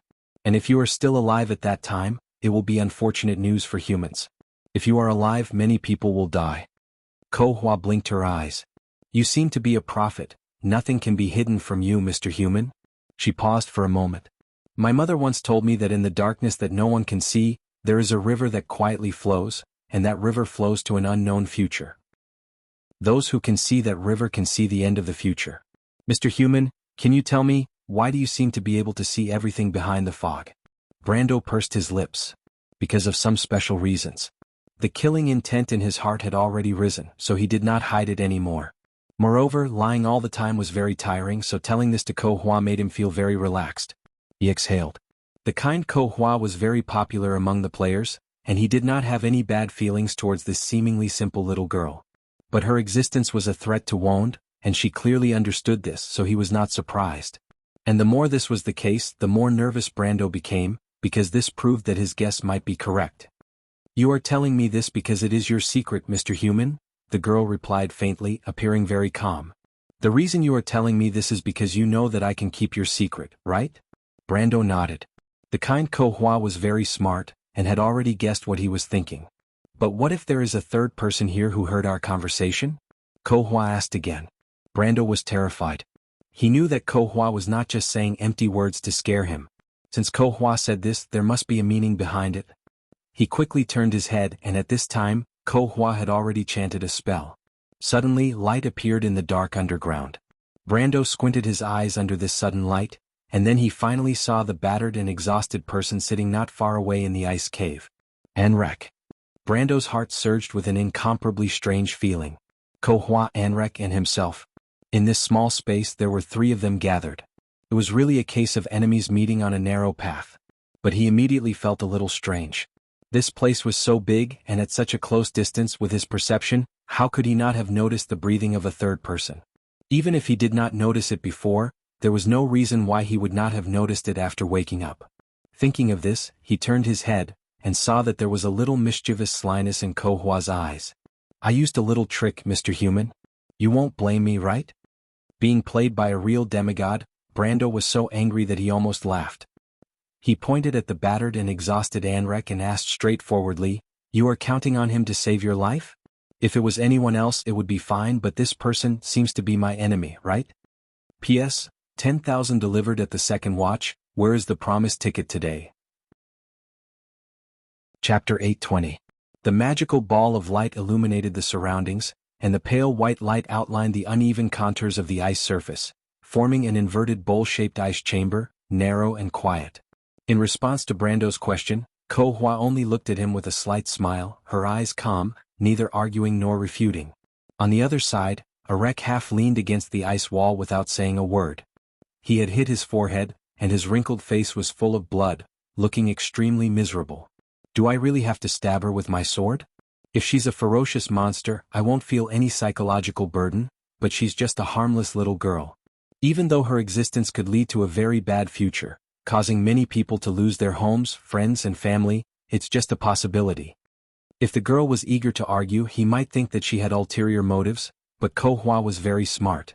She did not say a word but instead appeared calm, making Brando unable to do anything. Brando had already held his sword in his hand, but in the end he sighed and put down the dark blade. He could not kill someone because of a groundless possibility. He was still too soft-hearted. Brando could not help but shake his head. If Amandina saw this, she would definitely privately warn him that a person who wanted to achieve great things should not be too wishy-washy. But he did not know that Amandina had always been loyal to him because he was different from the other nobles. After all, Amandina's heart was not made of stone, but she was afraid that he would be consigned to eternal damnation by the cold-blooded noble's schemes. A disdainful snort came from behind. Brando looked back and saw Arek's unkempt face that looked like a beggar's, but his expression was full of contempt, as if he did not care about his soft-heartedness. His heart was filled with anger and his guts grew. "I can't do anything to Ko Hua, but you think I can't do anything to you? Your hands are stained with the blood of Erewhon's people, and your actions in Ampere Seal have completely pushed him to the opposite side of civilization. Under the rule of the Holy Cathedral of Fire, just colluding with the demons is a serious crime, not to mention luring the demon army to the surface and stealing the portal of the Holy Cathedral of Fire. You almost destroyed the port of Ampere Seal with hundreds of thousands of people. Any one of these crimes is enough to kill you 10,000 times over." Brando stared coldly at the once all-powerful Duke of Erewhon. At the same time Arek raised his head and looked at him. His eyeballs twitched under his long eyebrows. With just one sentence he immediately made Brando freeze on the spot. "The Dark Dragon?" Brando sucked in a breath of cold air, and almost couldn't resist nailing this guy to the ice with his sword. "What did you say?" "As far as I know, there is only one person who can see through the fog of history," Arek replied slowly. "That is the Dark Dragon foretold by the witches. Fighting with someone who walked in front of history, my defeat is not unjustified." He closed his eyes as if he had accepted his fate. "This guy seems to be certain that I am the Dark Dragon." Brando was a little speechless. He wondered if the witches in the snow country of Bunasan had any sense of confidentiality. How could their prophecies be known by everyone? Weren't they afraid that the Holy Cathedral of Fire would find the successor of the Dark Dragon and kill him first? But he immediately realized that there seemed to be a problem with this thought. In the Dark Prophecy, the Dark Dragon who had returned to Wond was omniscient and omnipotent. He could see through the fog of history. Since he was so powerful, he naturally wouldn't be killed by the Holy Cathedral of Fire. If the Dark Dragon died, it would only prove that he wasn't the real Dark Dragon. This was King paradox. Brando finally experienced the strength of these guys who wrote the prophecies. Anyway, both sides of the prophecy made sense. It just depended on how one wanted to interpret it. Just like Arek at this moment. Brando suddenly understood the other party's thoughts. This duke was arrogant and unwilling to admit that he had lost to a mortal, so he simply believed that he was the Dark Dragon. Anyway, this was the only way to explain his previous conversation with Ko Hua. Of course, this kind of stubborn conjecture was just a joke to the average person. They just had to laugh it off. But for Brando it was a bit of a fluke. First of all, he had the inheritance of the Dark Dragon. Although this thing was hidden very well, it wasn't completely impossible for the Holy Cathedral of Fire to find out if they wanted to. Secondly, the ability to predict the future that he displayed seemed to be the only explanation that could be explained by the rumors of the Dark Prophecy. However, he knew that the reason for this was not because he was omniscient and omnipotent, but because he had transmigrated from the future. But the problem was, who would believe it? Another thing that puzzled Brando was why Erek looked like he had accepted his fate. In his understanding, this Duke was definitely a guy who wouldn't give in until the last moment. He didn't look like a dejected loser who seemed to have suffered a setback. As far as he knew, this Duke Erek had a rich life and it wasn't all smooth sailing from his birth to where he was today. He had encountered countless setbacks, big and small. In his youth, he even lost his beloved woman because of the battle for the inheritance of the title. Brando once suspected that it was this reason that drove him to madness and paranoia, where he gave up his title of Duke and ran off to become a cultist. And in any case, compared to these experiences, this defeat to Erek wasn't considered a huge setback in his life. Who was this Duke acting like this for? There were only two people here with him in Ko Hua. Ko Hua definitely couldn't save him. Was he trying to retreat in order to advance? Did this Duke really think that he was so soft-hearted that he didn't dare to kill? Brando frowned. It definitely wasn't that simple. He couldn't help but take a closer look at Erek. His gaze quickly froze and stopped at Erek's hand. Duke Erek's hand didn't look like the hand of a duke at all. It was weather-beaten, which was in line with his identity as a soldier. But this wasn't the main point. The main point was the ring on his index finger that was shining faintly. It was a ring in the shape of a snake. The ring's snake ring. So this was the key. Brando said in his heart that it was close. He almost forgot about this thing. This thing had brought him a lot of trouble when he first came to this world. He didn't forget the purpose of this ring. If he accidentally killed Erek here today, the news that he was the Darkness Dragon would immediately be known by the higher-ups of All for One. The Darkness Dragon was the mortal enemy of the four sages, but the saying that an enemy's enemy was a friend was not universal. The relationship between the Darkness Dragon and the Twilight Believers was also like fire and water. All for One would definitely be happy to see him fight with the Holy Cathedral of Fire. Thinking of this, Brando couldn't help but break out in a cold sweat. So this was what this guy was thinking. He put the ring in the most conspicuous place to warn him. What's wrong? Erek saw the change in Brando's expression and asked, "Is the Darkness Dragon so soft-hearted that he doesn't dare to kill?" "That's not the case. He just took a fancy to your ring. How about this? You take off the ring and give it to me. I'll give you a quick death and reluctantly arrange for you to meet your master, the Twilight Dragon." Brando replied snappily. Erek laughed as if he had finally recovered from his previous embarrassing state. "No need to be so troublesome. This is just an ordinary ring. There is no problem with magic dissipation. You can kill me with a sword and then come and take it yourself." Old fox. Brando cursed in his heart. This was a typical case of taking advantage of others and pretending to be innocent. Little rascal. Erek was also cursing. He couldn't help but be glad that there was still Ekis' eldest daughter here, allowing him to get hold of the other party's weakness. Otherwise, in his current state, he might have executed Brando on the spot. However, Brando's sharp reaction also made him secretly shocked. He originally thought that he would have to threaten him personally, but he didn't expect the other party to understand the cause and effect just by taking a look at his ring. This not only required brains, but also a deep understanding of the internal structure of All for One.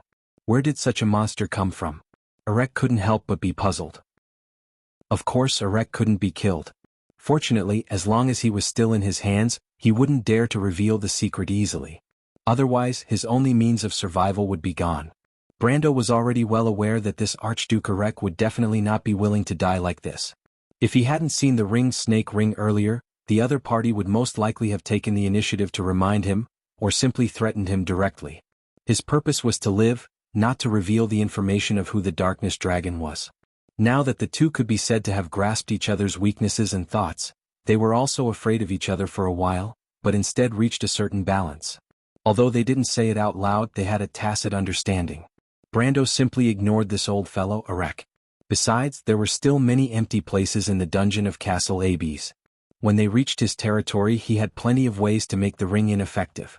As for what thoughts were in Erek's mind, he couldn't care less. In any case, Erek believed that the Darkness Dragon was his greatest reliance, But in fact, Brando's trump card was far more than that. Since Erek was willing to go down this path to the end, he might as well beat him at his own game and send him on his way. Both of them had their own ulterior motives. Brando turned to look at Ko Hua, who was lying on the ground, watching this scene with interest. Brando asked, "How do you want me to deal with you, Miss Ko Hua, the princess of the Dusk clan?" "You don't have to call me that," Ko Hua smiled and replied cleverly, "since you didn't kill this gentleman, you won't kill me before he dies, right?" Brando sighed. He was seen through again. Didn't they say that people with big breasts had no brains? Why was Ko Hua an exception? Could it be because the physiological structure of the Dusk Wolves was different from that of humans? He couldn't help but look at the girl lying quietly on the ice. She was wearing a thin robe, but she didn't seem to feel cold at all. Her chest was moving up and down slightly with her breathing. If her identity was ignored, this eldest daughter of Ekis was really like a goddess. At least her figure could be considered flawless. Even the loose black robe couldn't hide her graceful curves. Even a real goddess would be jealous of her. Brando looked at her and suddenly remembered the feeling he had before. His brain heated up and he quickly covered his nose, afraid that he would make a fool of himself. Ko Hua giggled like a young girl as if she didn't care. Since there was no way to solve the problem here, Brando had to think of a way to figure out where he was. He only remembered the scene when he fell from the spiral hall. But no one knew what was below the abyss. It seemed that there were players in the game who went down, but there were intersecting glaciers below. In the center of the deadly frost forest, glaciers were everywhere. No one had the time to explore these large and small glaciers. And now, it seemed like he was in the middle of these glaciers. These glaciers that had existed since ancient times were of different sizes. The large ones could span several miles, and the small ones were like the ice cavern he was in now. "Can I borrow your magic?" Brando turned and asked Ko Hua. Ko Hua nodded, and the ball of light quickly flew to his shoulder. Brando groped along the ice wall for a while. This long and narrow ice cavern stretched for dozens of meters and was made of blue ice. The ice surface sometimes reflected light, making the whole cavern look strange. But Brando walked around and couldn't find a way out. The entire ice cavern was completely sealed, and there was no way out even above his head. He checked again and finally gave up. He couldn't help but return to his original spot dejectedly. He also had some doubts. Was this place a sealed space? Then how did they fall here? Or was it the landslide caused by the collapse of the spiral hall that buried this place? If it was the second possibility, then it was a big problem. He clearly remembered that it was half a mountain wall. Who knew how thick it would be when it collapsed? And it was hard to say how much air there was in this ice cavern. Ko Hua saw him return and asked softly, "Mr. Human, are you looking for a way out?" Brando suddenly raised his head and looked at the eldest daughter of Ekis. He asked, "Do you know where this place is?" Ko Hua nodded. "This should be the bottom of the spiral hall, the god's eternal rest." The god's eternal rest? Brando chewed on the name and suddenly realized. This is the place where Surash sleeps? Surash. "I'm talking about the awakening god," Brando replied. Ko Hua nodded again. "So it's here." Brando suddenly understood. He looked at Ko Hua. "You seem to know?" "I've always known, Mr. Human." Ko Hua replied. "Actually, the awakening god is Milos. Although we fell into eternal sleep after that battle, it's just a saying. Just like how I can wake up, so can Milos." "That's not right." Brando was a little confused. "Shouldn't Milos be on our side? Then why did you go through so much trouble to revive him?" "Ignorance," Arek's voice interrupted. Brando looked back at him and understood that there must be some inside story. However, he did not expect the Duke to tell him, so he simply turned back to look at Ko Hua. Ko Hua smiled slyly. "After the era of mortals, another god was born on the earth. This is not good news for you. And the key is that the one controlling Milos now is my other side." Brando frowned. He knew all this, but he felt that she was hiding something. "There's a problem here. If I remember correctly, although Milos is only a frost giant god, his level is not lower than your mother's. And this is his home ground. Your other soul shouldn't be able to take over his place, right? Even if Milos has just woken up, it's still the same. Not to mention, Miss Ko Hua, that's only half of your soul." "Under normal circumstances, that's true," Ko Hua replied. "But Lord Milos' consciousness is not in his body." "What?" Brando was shocked. "You mean the giant god has only woken up in his body?" Ko Hua nodded. This was a big problem. Didn't this mean that this so-called Surash was actually very similar to the dark side Ko Hua? But a vengeful descendant of the twilight controlling the corpse of a real god was no joke. If Milo's body only had its own power, it would be fine. If it also had the functions and territory of a god, then it would not be fun. However, Brando felt that since this was the boss of the Holy Cathedral of the Hibernator, its strength should not be too outrageous. Of course, this could only be a beautiful wish. After all, history had changed. Besides, this was not a game. Who knew what would happen? I remember you call your other side sister? Brando suddenly said with lingering fear. Your sister doesn't seem to have a very good personality. Ko Hua looked at him awkwardly. Mr. Human? Of course, Brendel understood why Korfa felt awkward, because he was probably the only one here who was most familiar with the two sides of the same body. The kind-hearted Korfa was a pacifist through and through. It was said on the forum that her biggest wish was to be a gardener. Of course, no one knew where this strange saying came from, but it had a certain degree of credibility. And Korfa's sister was a true war maniac. The dark side of Korfa was the reason for this boss' existence, and she was bent on reviving the Twilight Dragon, which coincided with Arek's point of view. However, the dark side Ko Hua would occasionally be in a good mood. Perhaps she would not appear so manic, such as her behavior at the beginning of the hall. But this kind of thing was too illusory. Brando did not dare to gamble with this kind of thing. He looked at this sealed space. The first task now was naturally to find a way out, and the only way was to dig a way out. He could only pray that the ice above his head was not too thick, or that he was lucky enough to dig into an ice crevice. And because he did not know how much air there was in this ice cavity, he had to start immediately. But this matter obviously could not be done by him alone. He looked back at Arek and Ko Hua and asked, "You two don't want to die here together, right? P.S. Please vote." Chapter 821. The layer of ice was thicker than he had imagined.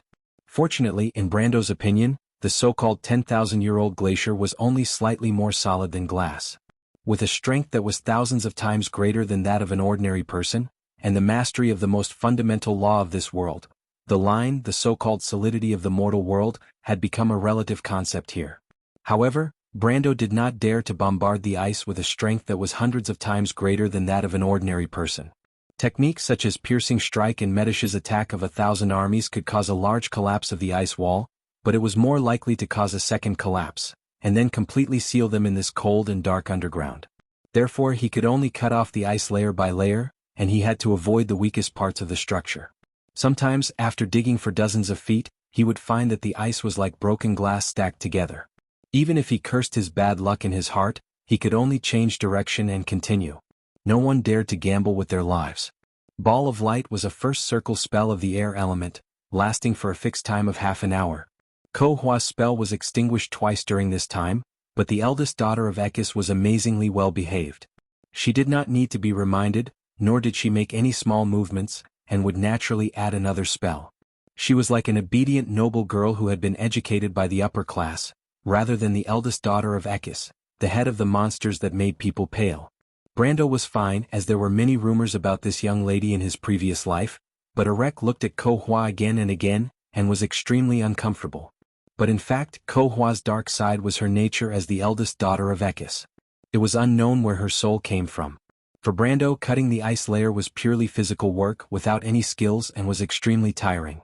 He dug a tunnel that only allowed one person to pass through, and after digging forward for about 150 meters, of course there were countless detours along the way, he was already exhausted and had to change to rest. Arek snorted in disdain and went up. Although he was a soldier, he had learned systematic magic skills after joining All for One. Although it was not as outrageous as elemental activation, it was more than enough to burn the ice. Usually, when a mage fought a swordsman, there was nothing fancy about it. The speed of the swordsman was so fast that the mage had no choice but to use the most basic spells to end the battle. Therefore, when a wizard or an elementalist fought a swordsman, it was usually a contest of pure strength. The winner would be decided within a few rounds. However, in all aspects other than combat, spellcasters still had a huge advantage. It was no wonder that Arek laughed at Brando. He cast a few fire spells and directly melted a tunnel in the ice. His speed was at least several times faster than Brando's. Unfortunately, the Duke's complacency didn't last long. He had only cast a few spells and he was already panting. He couldn't help but be surprised. Logically speaking, even though the stamina of adepts had always been a problem, it shouldn't be to the extent of falling ill after casting a few spells. Arek was puzzled, but it was Brando who reacted first. The reason was the air. There was not much air in the cave and Arek still cast a fire spell. Wasn't this suicidal? After being ridiculed by Brando, even the thick-skinned Duke couldn't help but blush. He had to change to other spells to cut the ice layer. He finally chose the Wind Blade, which was the same choice as Brando's and earned him a lot of ridicule. Because he didn't have an advantage in the end, Arek's distance was not as far as Brando's. He dug forward for 100 meters and then retreated dizzily. His strength was already far inferior to Brando's, not to mention that a wizard's casting consumed more energy than a warrior swinging a sword. After the two retreated, it was Ko Hua's turn. Originally, Brando suggested that he and Arek would take turns, and Ko Hua only needed to maintain the light. After all, if two big men were to let a little girl replace them, not to mention Brando, even Arek would feel a little embarrassed. No matter how fanatical Arek was, he was still from the upper class. With his education, in fact, even two Brandos would not be able to catch up. However, what surprised the two was that the seemingly delicate Miss Ko Hua had power beyond their imagination. They didn't see this young lady use any means, but they saw the layers of ice disappear layer by layer. Her speed of advancement was more than 10 times faster than Arek's, and even Brando could only look on in the dust. The two were so surprised that they gave up their hostility and asked what means she used, but Ko Hua only used 2 words to shut them up. Divine power. They could only keep their mouths shut. Ko Hua had the purest bloodline of the Twilight tribe. Although the Twilight Dragon was chaotic, it was also a manifestation of the rules. It was actually reasonable to say that it was a god. Below it, Ekis was a real ancient god, but he didn't belong to the same god system as Martha. Ekis's daughters, from Ko Hua to Jin Hai, were all demigods. This was also known by Brando. Divine power, on the other hand, was the power of existence. Brando could see it, but it was unattainable. Arek looked at the ice path opened by Ko Hua and was silent for a while. The Duke seemed to be thinking about something. After a while, he turned around and glanced at Brando. Count Tonajol, what are you thinking about? Brando was slightly stunned. He was thinking about the Shire, Medisha, and Hipamera. There had been no news of the 3 of them since the collapse of the Spiral Hall. He didn't know if they were dead or if this place blocked spiritual communication. Brando convinced himself that it might be because of the latter reason, because Medisha, the Shire, and the others were not only outstanding in strength, but also had rich experience. They were stronger than Arek, and if even Arek could survive, even if the 3 of them were unlucky, they wouldn't be buried under the glacier together. There was no response from the other side, which could only mean that this place blocked spiritual communication. Moreover, this was the land of eternal rest of gods. According to the game, this was the core of the boss area, so it was normal for there to be some special effects. After all, there was a constant dimensional anchor outside the Spiral Hall. However, he was more worried about the little prince. The little prince's strength was not even a silver. If he accidentally lost the little prince here, Princess Griffin would definitely tear him apart. Of course, the princess might not be a match for him now, but Brando didn't want her to hate him for the rest of her life. He was annoyed, but he didn't expect Arek to take the initiative to talk to him. This was simply a fantasy. Although they had communicated before, it was limited to, ignorant. Stupid. You burned all the air here. Are you planning to die with me? You're measuring the heart of a gentleman with your own mean measure. These kinds of meaningless lines. Brando couldn't help but look at Arek strangely. I'm a little curious, Arek said without waiting for Brando's reply. With your ability and strength at such a young age, where can't you make a name for yourself? I heard that woman Veronica had extended an olive branch to you in the loop of trade winds. You have no background, so you'll be greatly valued in the Empire. Isn't it better than messing up the situation in Erewhon? Oh, Arek suddenly added, I forgot that you're Darius' grandson. But with Darius's relationship with the Wind Elves, you'll be a real count in Saint Tassol with just a word. If I remember correctly, you're just a count now. You even have to fight for your own land. What's the difference between you and those cheap knights in the Holy Cathedral? The old man shook his head as he spoke. He obviously couldn't understand why Brando had to stay in Erewhon to make things difficult for him. After a short period of interaction, he was almost certain that without Brando, the outcome of the battle in Ampere Seal might have been very different. Brendel glanced at this guy. He didn't expect him to still be daydreaming at this time. He simply didn't understand why this guy would go bankrupt for the sake of all for one and even make himself so miserable. His bow was sitting a little too crooked. However, he really couldn't answer Arek's question. His reason for staying in Erewhon was a little strange. If he said it out loud, it would probably anger the Duke to death. After all, 2 or 3 of the reasons were actually to go against the Duke. Nationalism was not unfamiliar to the players, but it was still a little too advanced for the people of Erewhon and Cruz in this era. Erewhon was basically the country with the most embryonic form of nationalism in Wond. This was related to the process and history of the kingdom. But even so, the people of Erewhon were still willing to accept the governance of the Holy Cathedral of Fire. They were even willing to admit that they were descendants of the Flame King like the people of Cruz. It was just that their ideals were different. But for Brando, he was very disgusted with the Holy Cathedral of Fire. Most of the players were almost the same as him. In their view, Erewhon was Erewhon and Cruz was Cruz. The concept of a country was much clearer to the players. But these reasons couldn't be explained to Arek, so he looked at the Duke with some contempt and didn't answer. Arek misunderstood something and shook his head. It's normal for young people to admire power.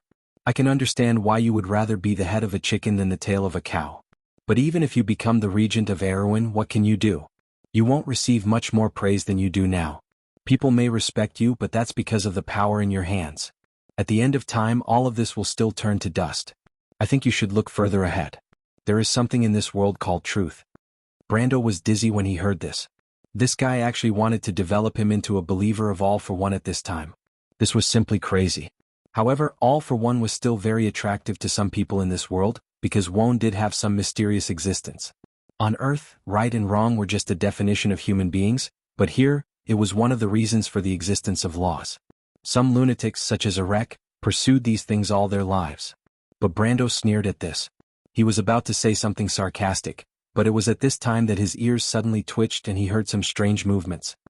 He immediately waved his hand to quiet Arek and then reminded, "Miss Ko-hwa, please stop for a moment." The sound came from afar and Ko-hwa's side stopped. When it was quiet under the glacier, Brando finally heard the sound. It was like the squeaking of a saw cutting wood, or someone plowing through the glacier with an iron plow. The sound was very soft at first but slowly became louder and louder, and even Arek could hear it clearly. The Duke's expression changed. This sound is somewhat familiar. Brando also felt that the sound was very familiar. The sound was very rhythmic, moving forward bit by bit, stopping after a while, and then moving forward again a few minutes later. After a while, Ko-hwa ran out of the ice path and said to the two, "The sound is in front of us." "It's moving towards us?" asked Brando. Ekka's eldest daughter nodded. "Can we turn around?" Brendel asked. He suddenly had a bad premonition. "I'm afraid it's too late. It should have heard our voices before coming over," replied Ko-hwa. Brando immediately turned to look at Arek. The Duke had been talking loudly under the ice cave, but he had forgotten that there might be something under the glacier. Of course, the main problem now was that they didn't know what it was. Anything could be under this 10,000-year-old glacier. It would be fine if they encountered those fierce monsters, but the most terrible thing was that they wouldn't even be able to run away if they encountered those indescribable things. The entire Wond's surface was the famous beehive, and the glacier was no exception. Brando didn't know what was down there, but he knew that it was an area after level 90. Thinking of this, he couldn't help but glare at Arek. Arek felt embarrassed, so he didn't say a word. However, he had lost a lot of face in the past day, so he only had a dark expression on his face. The three of them were stunned for a moment before they heard the sound of ice cracking in front of them. As if to make up for his stupidity, Duke Arek reacted quickly and suggested, "We can dig an ice path to the side and hide in it. The opening is narrower. The monsters under the glacier are usually very large, so it's good for storing fat. I suggest we let Miss Ko-hwa do this. Among the three of us, she's the only one who won't make a sound when she does it." Brando nodded. This was similar to his idea, but Arek's knowledge surprised him. Wond's terrain was very varied, and the monsters under different terrains were very different. Judging from the Duke's tone, he seemed to be very familiar with it. They hurriedly retreated to a distance of 34 meters, opened 8-shaped path on the ice wall, and then hid in it one by one. Korfa, being a lady, naturally took up a space by herself, and Brendel could only squeeze in with his enemy, Arek. Before Brando retreated into the side path, he specially fixed the entrance of the ice path so that it looked like a natural crack. He had learned this trick in the game and he was the best at it among the three of them. Even Ekka's eldest daughter couldn't do it. Not long after the three of them hid in the side path, they heard the sound of something being dragged in front of them. It sounded like layers of ice were breaking like glass, and then collapsing to both sides. The sound was so loud that Brando couldn't help but be speechless. The monster's size must be amazing. Although it was as Arek said, most of the monsters under the glacier were huge in order to store fat, it was still rare for them to be this big. The sound soon came to the vicinity, and the sound of ice peeling was almost deafening. Brando wanted to stretch his head out to see what it was. If he was still a player, he would definitely do so. Dying was just a loss of a level, but the curiosity of a player was more than the level difference. But for now he could only hold it in, until he suddenly saw Korfa's small mouth opening and closing, telling him something. He was slightly startled, but he immediately reacted. He saw what Kohua was going to say. 4 words. Frost Devourer teeth. Damn, Brando finally knew what it was outside. It was the damn Frost Devourer King. Brando's hair stood on end. The main battlefield of these things was under the glacier.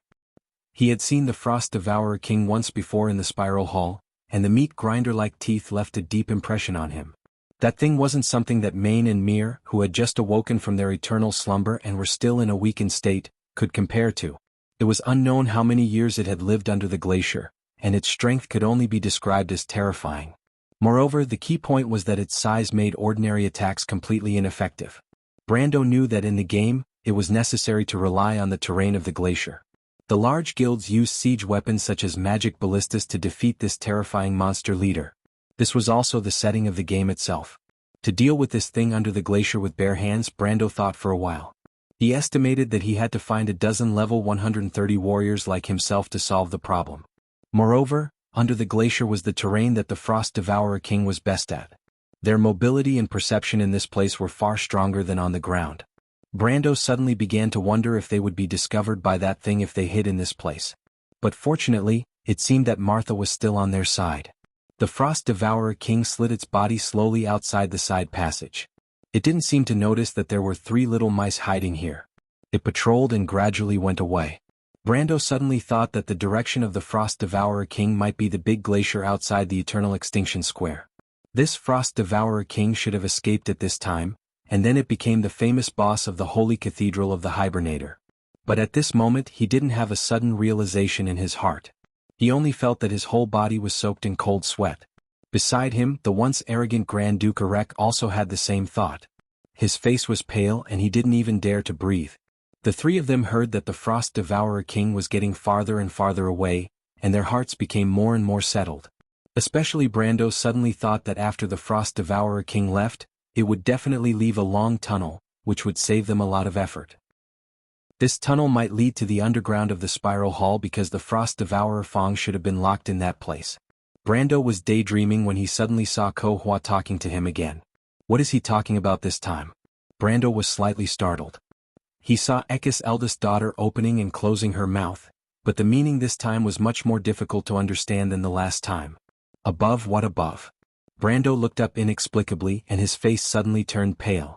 Because he saw that the ceiling of the side tunnel they dug was extending a long crack, and the blue ice surface was gradually turning white, which was a sign before it collapsed. Damn, Brando also screamed in his heart. What should I do now? Should I escape or stay here? If I escape, I will have to face the Frost Devourer King. If I stay here, the collapse of the glacier is not a joke. He was sweating profusely as he made a choice, but the speed of the glacier cracking was faster than he imagined. Before he could speak, there was a sudden crashing sound, and the ice layer above had already fallen. But to Brando's surprise, what fell was not the thick ice that completely buried them under the ice layer, but a thin layer of ice wall, and then a few people fell from above. Ouch. It hurts. When Brando heard the voice, he was ecstatic. It was the voice of the little prince. But before he could rejoice, his expression changed drastically. He reached out and pulled the guy who had fallen into his arms, hurriedly covering his mouth. The little prince obviously did not expect that there would be people below. He was inexplicably pulled by Brando and was shocked. He looked back in surprise and shouted, "Teacher?" "Woo woo woo." And it was at this moment Brando felt that the Frost Devourer King outside had stopped. This big guy definitely did not stop suddenly to have a tea party or something. It must have sensed something. As for what it sensed, it was hard to say. Brando hugged the little prince who was crying and only felt that his back was already cold. "How can I be so unlucky, Your Highness, little prince? Aren't you tricking your teacher?" He wanted to cry but had no tears. P.S. Second update, this chapter is 6,000 words. This is already the 4th day of more than 10,000 consecutive updates. It's National Day. I didn't even go to Hazy's party to make up for the time I stopped updating for so long. Students, for the sake of my hard work, give me some effort and continue to ask for votes. Chapter 822. Haru's eyes widened. He finally saw that the person who covered his mouth was his teacher, the Count of Tanajul, and subconsciously shut his mouth. At this time Brando also saw the other people who fell. The second and third ones who rolled down were Faraz and Lorena, and then another figure slid down and sat on them. Faraz, who was sitting at the bottom, groaned.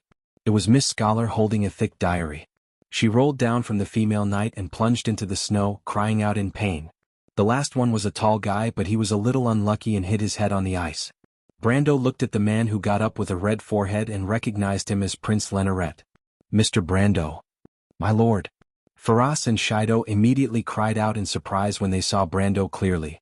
Brando looked at the two a little resentfully, but he didn't bother to tell them to be quiet because the sound of iron plows plowing through ice was coming back from afar. It was too late to say anything now, they had to run immediately. Brando let go of His Highness the little prince, pulled out Haurangaya and came to the side entrance, staring at the back half of the frost devourer that was wriggling backward. He hesitated for a moment, roughly calculating how many chances there were, but finally said, Miss Kohua, I'll leave this side to you. Please open a passage immediately, I'll block it for a moment. No problem, Mr. Human. Kohua nodded immediately and began to prepare to cast a spell. The little prince seemed to finally realize the trouble he had caused and looked at Brando with a pale face. Brando looked back at his bewildered student and sighed. He had never been a teacher to anyone in his life and cherished his only student very much, not to mention that the other party was Erwin's heir and the future king. He patted Haruz on the shoulder to reassure him. The little prince had grown a lot after experiencing the dream, and the previous situation was not all his fault. Anyone in that situation would have reacted the same way. He judged others by his own standards and felt that he couldn't force it anymore. Haruz, however, looked very excited. He took a deep breath and said, Teacher, I'll stay with you.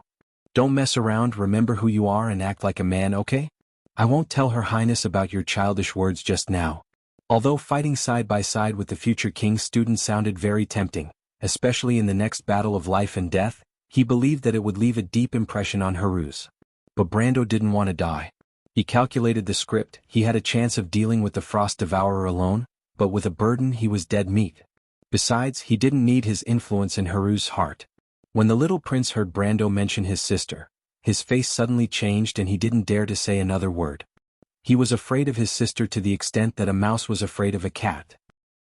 Brando glanced back looking for someone reliable to protect Haruz. He first looked at Filas and Lorena, then shook his head. This pair was too unreliable. But Shido couldn't do it either. The scholar herself was still a young lady who had to rely on others for external affairs, not to mention she had no ability to protect people. Finally, his eyes fell on Prince Leneret, hesitated for a moment and said, Your Royal Highness, I now officially entrust the future crown prince of our country to your protection. I believe in the credibility of the Kurlutz royal family. Surely you won't let me down? Leneret was slightly startled. He glanced at Haruz standing next to Brando and nodded.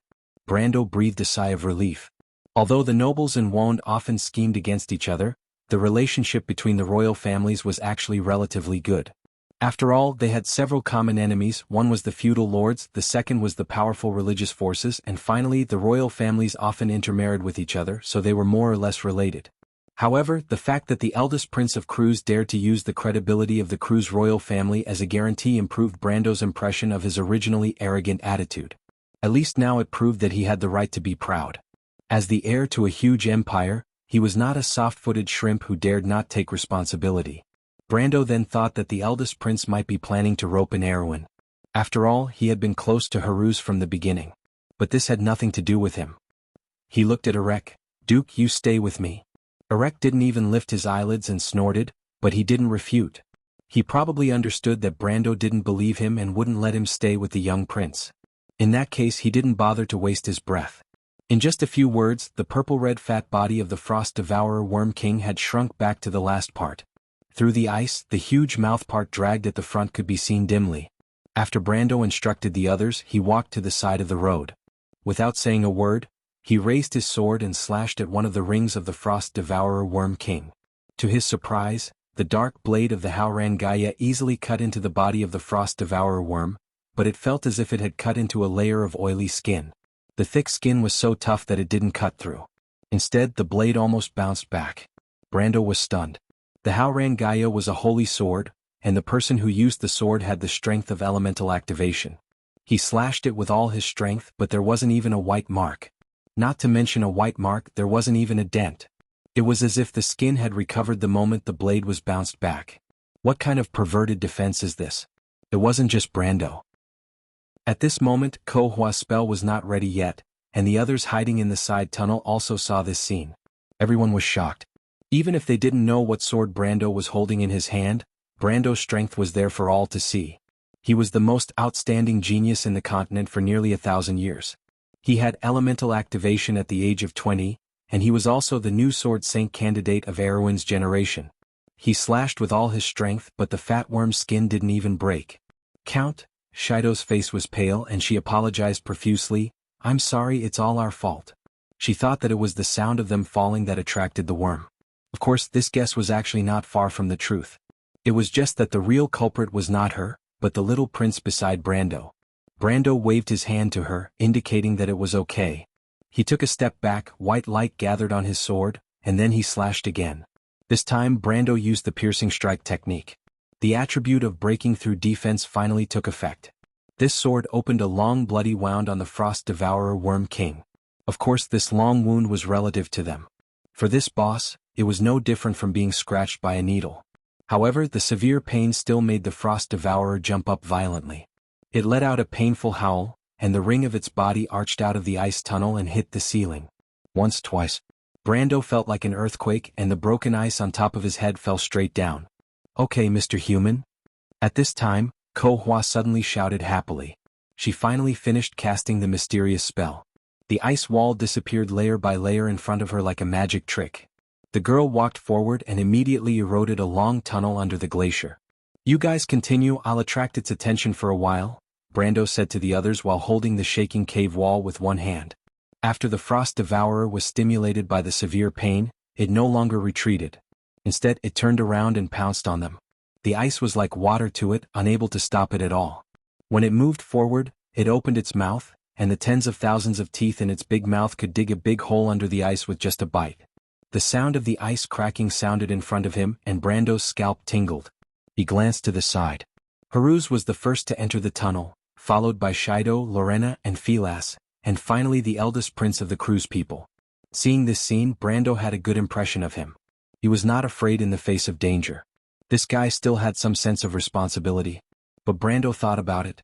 Lenoret was a famous figure in history, and His Majesty the most famous emperor for decades after the Cruz people was certainly not an ordinary person. After everyone entered the tunnel, only Brando and Erek were left. Brando could not enter the tunnel, and Ko Hua's speed of digging with magic was definitely not as fast as the Frost Devourer. If he went in too, everyone would be finished together in the end. He had to stay and attract the monster's attention for a while, and then find a way to slip out of the tunnel. But soon Brando felt that he was being a little too heroic. In front of him, the ice was cracking layer by layer. It looked like a snow-white rose was blooming under the blue ice, but both of them knew that it was not a rose, but more and more cracks under the ice. Finally, layers of cracks floated to the surface of the ice, causing the ice to bulge with a crack, and then burst apart, splashing forward. Brando only saw a blur in front of him, and countless teeth seemed to grow out of the ice wall in front of him, spinning and pouncing on him. All the ice was swallowed back into those teeth, and then a squirming mouthpiece was revealed. Just the size of this mouthpiece made him look up. Brando felt the stench, but he also knew that this was the king of the Frost Devourer. "Erek, don't play tricks if you want to live." At this point there was no way to retreat. Brando could only summon all his courage, roar, and stab the monster's upper jaw.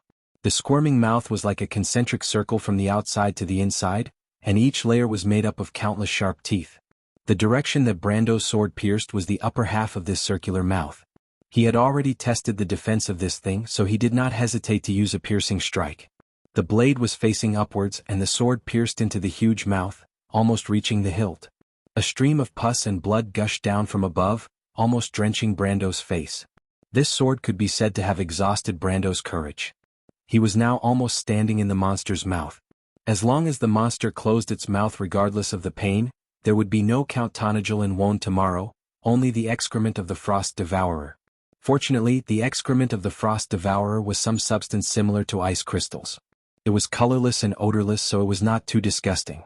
But now it was hard for Brando to say whether his gamble was right or not. He held the hilt of the sword tightly with one hand, and the other hand pressed on the monster's upper jaw full of sharp teeth. Fortunately, he was wearing Bahamut's blessing, and the magic gauntlet protected his hand from being pierced into a sieve. At the same time, he used his foot to press against the monster's lower jaw to prevent it from closing its mouth. Unfortunately, the flesh gauntlet had been completely scrapped in the Battle of Ampere Seal. Now he was only wearing a pair of ordinary military boots, which did not have a metal sole for anti-slip purposes. Under this step, Brando understood what it meant to have 10 fingers linked to the heart. Although he now knew that this word could also be used to describe the foot. He felt that the soles of his feet were completely pierced, and the pain was almost convulsing. Fortunately, the monster was not any better than him. Its upper jaw was pierced by the Haurangaya, and the pain was so painful that it wanted to roll around in this ice path. It desperately wanted to swallow the little thing stuck in its mouth, but unfortunately, Brando was not to be trifled with. His vision turned black, and he had already activated the Berserk talent. Under the double strength amplitude, the Frost Devourer did not succeed. Brando knew very well that the Frost Devourer was strong in defense, so the players needed to use the magic ballista to deal with it.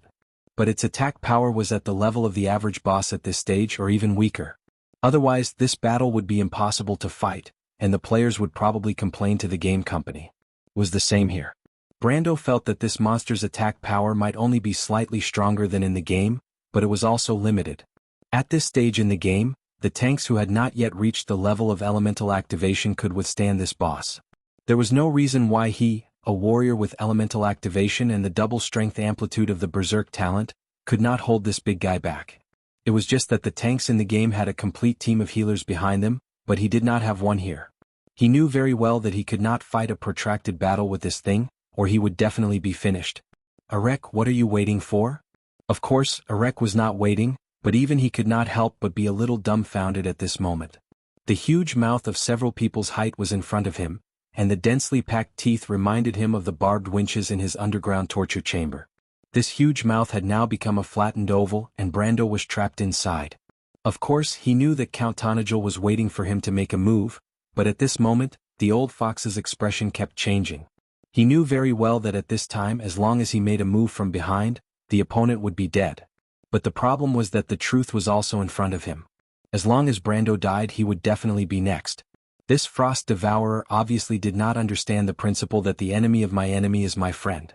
If teleportation spells could still be used, he could consider leaving Brando behind and running away, but the problem was that since entering the promenade of meditation, almost the entire area of the spiral hall was completely covered by the constant dimensional anchor. The so-called teleportation spells were just wishful thinking. He sighed. The other party had obviously thought this through and dared to leave his back to him. Unless he risked everything and died together with Brando, he would not dare to touch this guy at all. Thinking this through, Arek asked with a gloomy face, "How do you want me to help? Do you have any spells that can block this guy's mouth?" Brando asked, covered in blood. "There is, but it's hard to say how effective it will be," Arek replied. "You know very well that you have the strength of elemental activation. If it's difficult for you to block it, my spells won't be effective." Arek's words were not out of Brando's expectations. In fact, even Arek's thoughts at the moment could not escape his guess. It was nothing more than running away alone or staying in the same boat with him. Even in the worst case, if Arek wanted to die together with him, it was actually just the other party's wishful thinking. He still had the elapsed needle in his hand, and he could rely on this thing to save his life at any time. Under the acceleration of the passage of time by 10 times, the whole world was basically stagnant for him. It was because of this that he dared to stay and stall for time. "Then use an ice wall spell to seal its mouth," Brando said immediately. "Ice wall spell?" Arek was stunned. That thing could be used to block the goblins, but would it work on this thing? "That's right, release it quickly," Brando roared. The Duke snorted in displeasure, but his hands were not slow. He gestured with his cane, and a thin layer of ice as thin as glass appeared in front of Brendel, just in time to seal the Frost Devourer's mouth. However, no matter how Arek looked at it, he felt that this spell was not very reliable, because in just a moment, obvious cracks appeared on the ice wall. But the next moment he suddenly saw a purple mist gushing out of the giant worm's throat, but the mist was just blocked behind the ice wall. Arek was well informed and recognized what it was at once. "Petrification spit? You're quite knowledgeable." Brando replied, "Now your task is to constantly reinforce this ice wall. We can hold on for half an hour and then we can retreat." Erek looked at Brando suspiciously, and he was more and more convinced that this guy was the successor of the Darkness Dragon. Otherwise, the ordinary Frost Devourer would not have any spitting ability. How could he predict the ability of this mutant monster so accurately? But thinking about it, he still asked very cautiously, "How do we retreat?" Chapter 823. "I have my ways," Brando replied. Naturally, he wouldn't reveal the secret of the elapsing needle. Now that the petrifying mist, the only threat to this big worm, had been sealed, and it couldn't compete with him in terms of strength. His frenzy talent still had a long time to go, so it wouldn't be a problem to maintain this stalemate for 15 minutes. He was now a little glad that the battlefield wasn't on the ground. Skills like the Frost Devourer's Earthquake and Roll couldn't be used under the ice. Otherwise he wouldn't have to struggle and could just wait for death. Noticing that Erek was still a little worried, he added, "Don't worry, I would have killed you long ago if I wanted to. The crimes you committed in Ampere Seal are enough for you to die 10,000 times.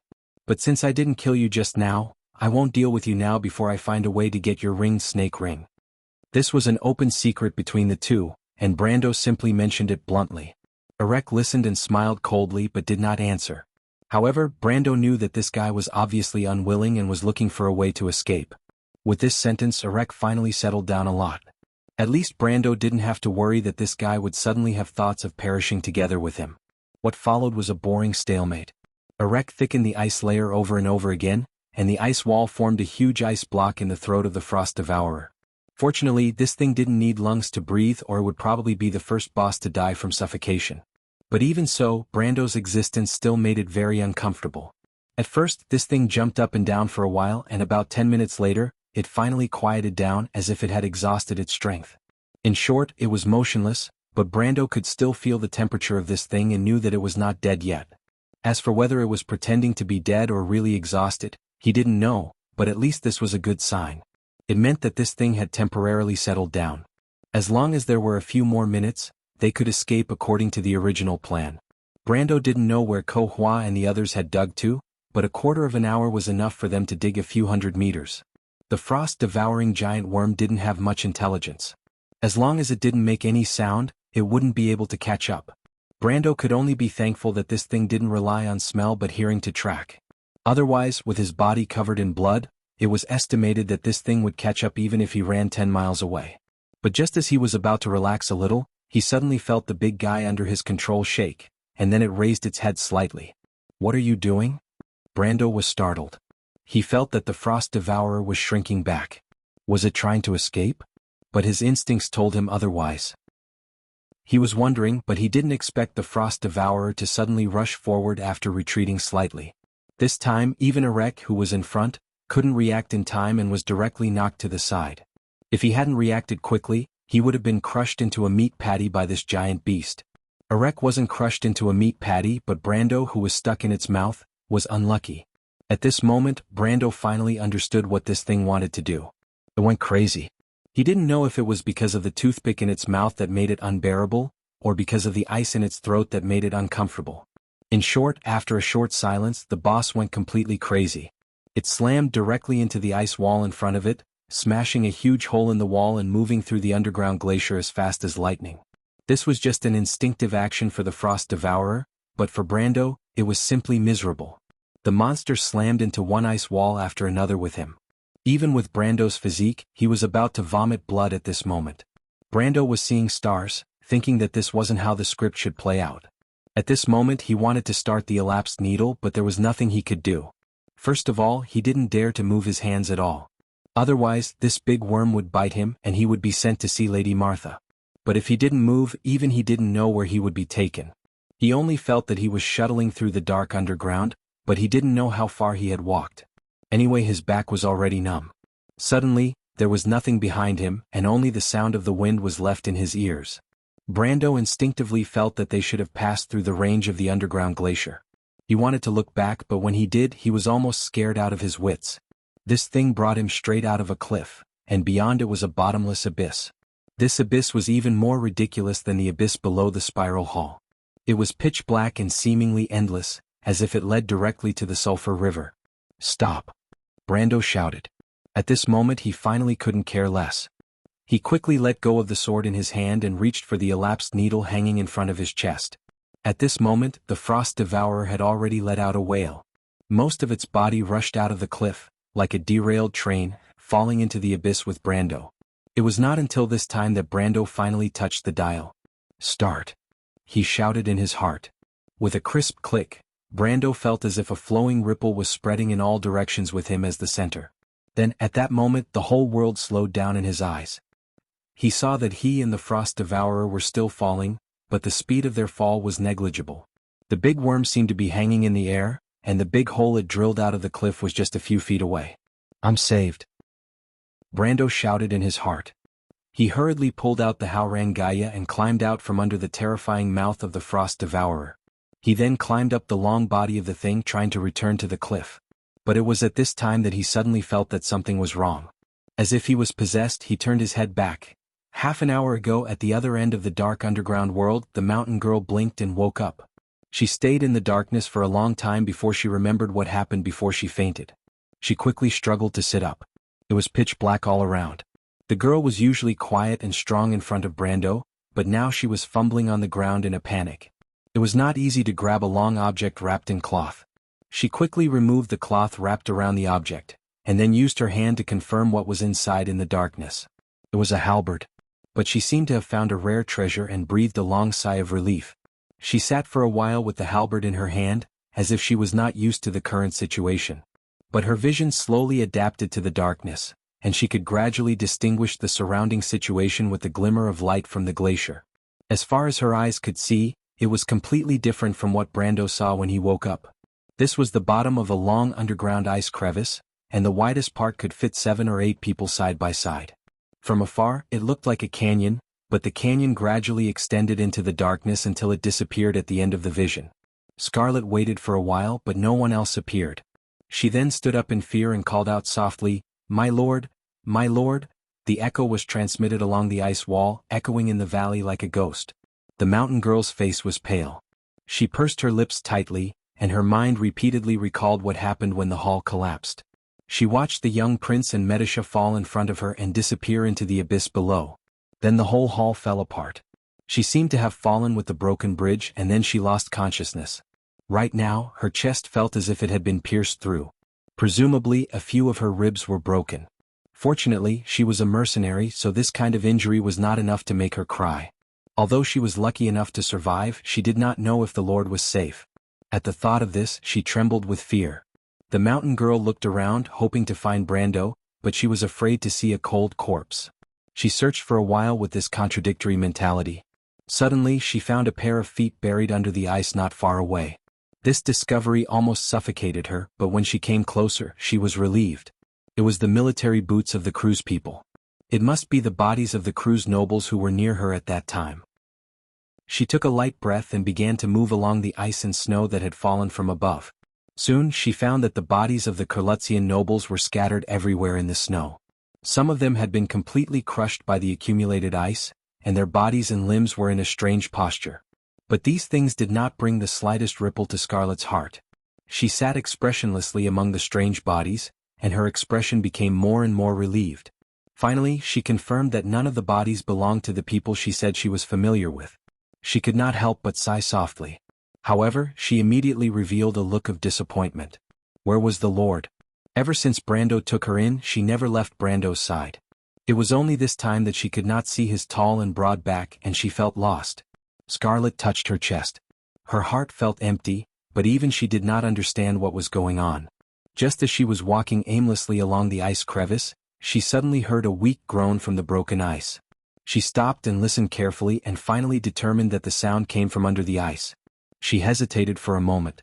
She was very sensitive to sounds, and it was definitely not the voice of the Lord, nor anyone she was familiar with. But after some consideration, the Highlander girl broke the ice and found a young man wearing a Cruz military uniform buried under the ice. Scarlet looked at the golden thread on the man's collar and recognized that he was a viscount. She naturally did not know this knowledge, but after following Amandina and Brando around, she gradually learned some things. Such a young viscount was most likely a descendant of a large family. Moreover, those who were with Veronica most likely had some status and background in the Cruz Empire. The empire worshipped martial arts, and the large families liked to send their children to the army to gain experience. Even the royal family was no exception. These things were told to her by Brando as a story. Scarlett's eyes warmed when she thought of Brando. The young man's face was purple from the cold. If it was an ordinary person he would have died long ago. But this group of noble officers who came with Veronica were at least gold-ranked, so he recovered quickly. A trace of color gradually returned to his purple face. The young man sat for a while longer before he recovered. He opened his eyes, and they were as blue as the shallow sea. He was a typical Cruz citizen. His bloodline was the same as Vahina's and was envied in the Empire. But it was meaningless to Scarlett. She looked at the young man and pondered for a moment. "Can you walk on your own?" Scarlett suddenly remembered that it had been a long time since she took the initiative to speak such a long sentence. Even her voice was a little dry. She wasn't like this when she was in the Grey Wolves mercenaries, but the incident with Makarov was a huge blow to her. The young man nodded and replied with some gratitude. "Thank you for saving my life." He wobbled as he struggled to get up from the ground. He had thought that the beautiful lady would come up to help him, but he didn't expect the mountain girl to be like a puppet, looking at him without any trace of politeness. He could not help but feel a little awkward, but he still introduced himself. "My name is Babarn and I," but before he could finish he was interrupted by Scarlett. He finally realized that she did not want to talk to him. He quickly stopped her. "Please wait." Scarlett stopped and looked back at him, but her eyes were full of caution. It was as if she was saying, "What's the matter? If not, I'm leaving." Babarn smiled bitterly and shook his head. "I'm sure I'm not the only survivor under the ice. Miss, can you do me a favor and save them? Or at least help me move the corpses of my comrades out. I can't just leave them exposed in the wilderness." Scarlett shook her head. Babarn gulped. He felt that it was a little too difficult to deal with this lady. But for some reason he felt that this Highlander girl was more real. He was the son of a big family. He had seen the so-called upper-class socialites, but in reality they were just SOSO. But when he faced Scarlett, he felt his heart skip a few beats. He scratched his head and thought to himself, "I'm not a young boy anymore. What's wrong with me today?" But this hesitation only lasted for a moment. Babarn paused for a moment and immediately replied, "Miss, you are also looking for companions, right? With all due respect, I mean if they are also sealed under the ice like this one, they need your help right now." Scarlett heard Babarn say this and was slightly startled. She showed a hesitant look but finally nodded. She was not afraid of Brando being sealed under the ice. Such a thin layer of ice could not seal the Lord at all. But she was worried about the little prince. Brando entrusted Harus to her and Medisha to take care of. Now that the little prince was missing, it was her responsibility. So the two began to search and rescue along the ice crevice. In less than 20 minutes they rescued 7 or 8 people one after another. But there were more corpses. The corpses of the Cruz people were lined up in a long line at the bottom of the valley. At first, Babarn was still in the mood to curry favor with Scarlett, but later, his expression gradually changed. Most of these people were nobles and most of them died here. And this time, the blame could not be pushed to Veronica's head, because they were the Empire's military observation group. To put it bluntly, they were here to supervise Veronica. If the Folded Sword Squad was mostly lost here they would most likely gloat. But until Babarn dug up the last Kurlutzian's body from under the ice, he looked at the surviving person in charge with a pale face. The guy's face was already ashen. In this pile of corpses the others were fine, but 2 of them were the heirs of House Cecil.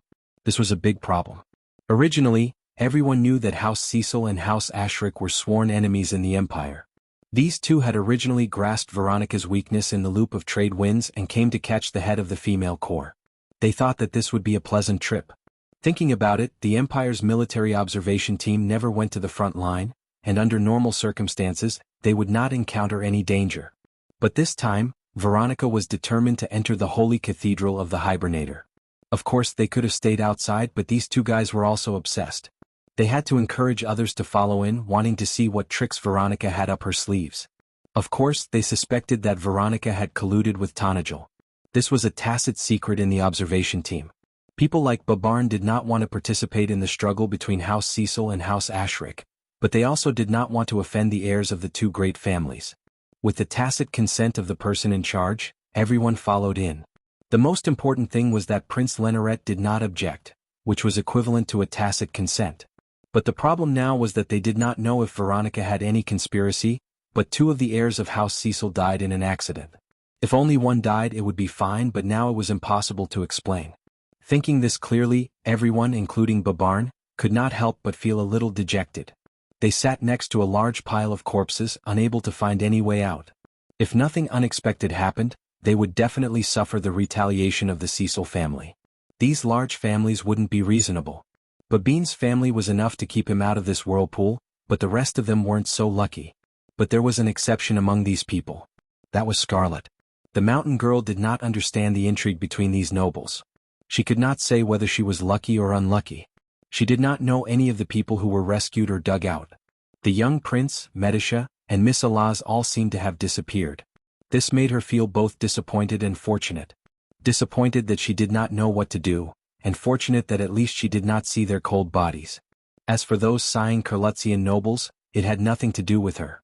She didn't even look at those people and walked away with her azure lance. She knew that Brendel didn't like Kurlutzians, and she instinctively kept a respectful distance from these arrogant Kurlutzian nobles. Anyway, the Lord must have his reasons. The mountain girl's thoughts were simple. But she did not know that as soon as she walked away, she attracted the attention of the cruise people. "Who is that little girl?" someone among the sighing nobles suddenly asked. P.S. Day 5 continue to ask for votes. Chapter 824. Who is that little girl? Such a question suddenly popped out from the crowd, causing everyone to be startled for a moment. The lively discussion also stopped as everyone turned to look at Baba An. "She seems to be the Countess's maid," Babarn replied absent-mindedly. His mind was filled with thoughts of how to ask Count Trendheim for her. He didn't know if he would agree, but he probably would. The Count wouldn't mind having another friend, especially if this friendship came from within the empire. Babarn was full of confidence. The nobles were a little disappointed. She was just the Countess's maid. It was not important. Usually they would have teased her, but now they were not in the mood to do so. The topic quickly turned back to the possible retaliation from the Cecil family. They started to sigh again, but people were not willing to sit still and wait for death. Very quickly someone said, "This matter is not our responsibility. If it wasn't for that country bumpkin Count bringing us to this damned place, this matter wouldn't have happened." This statement was immediately echoed. They had completely forgotten that they did not have to follow in. Veronica could not restrain them, and Brando was more than happy to bring them along. But the person who suggested this was now a cold corpse lying on the ground, and they did not dare to put the blame on the heir of the Cecil family, so they simply chose to ignore this point. But everyone knew that this kind of complaint was meaningless. The Cecil family might vent their anger on the Count Tonagel, but this did not mean that they would not cause trouble for them. This kind of behemoth did not care about the feelings of small shrimps. But in the midst of all the sighs, a voice asked tentatively, "What if Teal and John are right?" This suggestion was like a devil's temptation, and the valley under the glacier suddenly quieted down. Everyone was frozen in place and only their eyes were rolling. No one dared to speak. Their faces were a mixture of fear, realization, disbelief, and a little hope.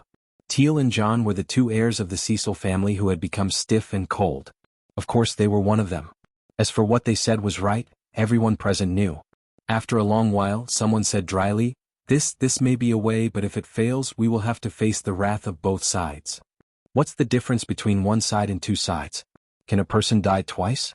With someone taking the lead, the others were emboldened. "But where is the evidence?" someone asked cautiously. "Evidence?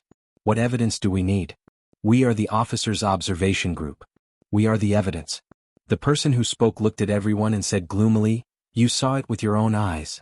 That Ash Blade Master, he is our enemy, but he saved her life. What? His duchy is still in the Empire's territory. Would he be willing to let it go? There must be a conspiracy." In fact, everyone present thought that Mephisto was just being a gentleman.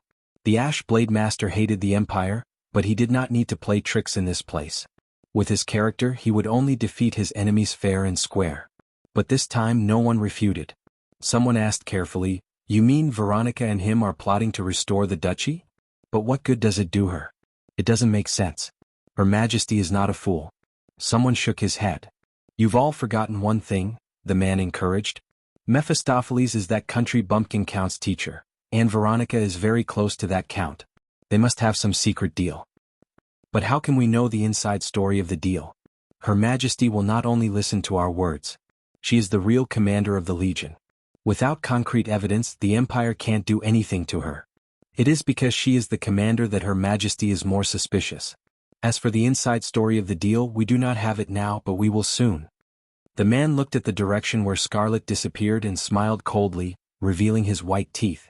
A prismatic platform lay in the darkness, like a lone island on a pitch-black lake. Countless pipes extended from all directions, connecting to the base of the platform. Brando was fixed there as if he was under a spell. He clearly remembered that when the Frost Devourer rushed out of the cliff, he looked back and saw a bottomless abyss behind him.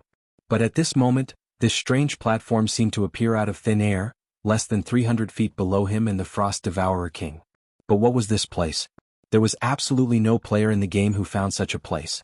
Moreover, how did this damn platform appear? Was it because he was too nervous before and saw wrongly? No, it was impossible. Brando suddenly thought of something. He climbed up the back of the giant worm with his hands and feet. After running for about 10 meters, he suddenly felt as if he had passed through a thin layer of water curtain. This is it. He looked back and there was still the unfathomable abyss behind him. He took a breath and slowly returned to the back of the water curtain. At the moment when he passed through the water curtain, the scenery in front of him seemed to ripple. When his vision became clear again, the platform appeared in front of him again. There was no doubt that this was an illusion. There was a huge illusion hidden under the cliff. An uncontrollable shudder swept through Brando's body. He knew even with his knees that the scene hidden under this illusion was definitely not an ordinary place. This must be the eternal rest of gods mentioned by Ko Hua, which was the real location of the hidden boss in the game, Surash. But he immediately calmed down. The question now was whether to go back the way he came or go down to have a look. Logically speaking, the little female dragon should have gotten the star-shaped stone, and Arek's scheme should have been completely thwarted. Now was not the time to complicate things. It was best to get out of this place as soon as possible, find Freya, Scarlet, the Shire, and the others and meet up with Erwin outside. Not only would he eliminate the potential threat of Erwin, but he would also gain a favor from Cruz's people. It was already a great deal. But Brando glanced at the abyss below. There was also another voice in his heart, like a demon tempting him to go down and have a look. Martha above, this was such a rare opportunity. The secret that countless players had spent countless hours to find was now right in front of him. He only needed to take a few steps back, and the legendary boss would appear in front of him. Brando took a deep breath and glanced at the platform one last time. But this was no longer a game and he only had one chance here. Once he made the wrong choice, it would be too late for regrets. What's more, he was no longer alone at this moment. In this temple there were the Shire, Medisha, and Freya waiting for him. And outside the temple, his fate had already been linked to everyone in Abes. He only understood one thing, and that was that he could not disappoint those who relied on him. Although Brando's heart was extremely agitated, he finally calmed down. He secretly sighed and turned back to climb up the Frost Devourer's back. But it was at this moment, a slightly contemptuous voice sounded in his heart. What a coward! Brando was slightly stunned. This was definitely not the voice of Saint Tassel. He subconsciously turned back to look for the source of the voice, but he saw an unexpected scene. At that moment, it was as if a circle of strange ripples was rippling in the darkness in front of him. It was like an isolated water wave starting from a point, expanding in all directions and quickly passing by him. In the space where time was almost still, Brando suddenly looked up. At that moment, he smelled the power that once appeared on Ko Hua, but it was more majestic and invincible. It was above the law, the power of existence, the power of God. Wherever the ripples passed, the lines of law disintegrated. Brando almost watched as the needle on the dial hanging on his chest began to slow down automatically, and the time around seemed to start flowing again. The elapsed needle automatically failed. The wailing of the Frost Devourer still echoed above the abyss, and he was still falling. Brando was shocked. He already understood that he might have been targeted by the awakening god. Only the power of existence could easily suppress the power of the lesser divine artifact. Almost without time to think, with a loud bang, the Frost Devourer King had taken him down from a height of hundreds of feet and landed heavily on the solid ground of the square. The impact of the demonic creature's weight of hundreds of tons directly tore open its back. The sound was like tearing apart cloth, and then blood gushed out, revealing the bloody body below. Then it bounced up high and fell heavily again, making a sound similar to a deflated rubber ball hitting the ground. Just like that, it collapsed on the ground like a lump of rotten meat, motionless. Like a water pipe bursting, countless blood gushed out from large and small cracks, converging into a bloodstream around it. This once insufferably arrogant demonic creature had come to the end of its life at this moment. Brando was not much better off. Just at the moment when the Frost Devourer King landed, he wanted to use his elemental power to make himself fly up. But unfortunately, the lines of law had already been scattered after the baptism of the power of existence and could not be activated at all. As a result, he and the Frost Devourer King fell heavily to the ground together, and the impact immediately sent him flying.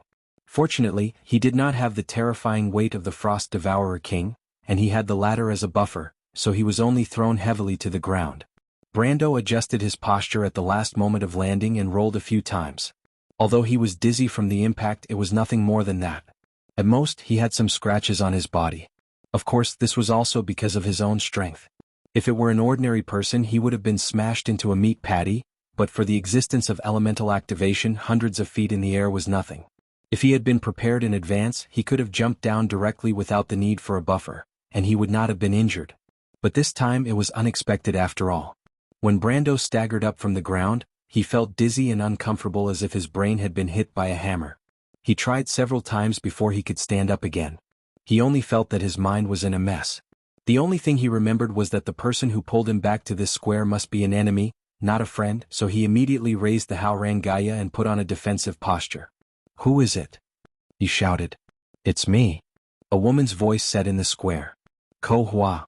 Brando immediately recognized the voice. "You call my sister Ko Hua and you call me Ko Hua. You don't seem to be sincere at all," the woman's voice replied. Brando was slightly stunned, and immediately realized that the woman was probably the dark side of Ko Hua who had escaped before. Since she appeared here, this was most likely the land of eternal rest of gods. He calmed down and looked around, but other than this bare square, he did not see where the so-called awakening god was. He narrowed his eyes slightly and answered the woman's words, "Then what should I call you, respected lady?" Brando was still a little dizzy, so he talked aimlessly to buy some time so that he could recover to his best condition as soon as possible. The elapsed time needle had ended, and he quietly checked his status. The system had automatically deducted some of his experience, but fortunately, it seemed that he was the one who killed the Frost Devourer. The boss's experience was a generous reward, and it made his experience much more than before. The woman's voice snorted softly as if she was sneering. Of course, she saw through Brando's intentions, but she was too lazy to care. She only asked jokingly, "Weren't you very brave before? Why are you suddenly so timid, Mr. Human?"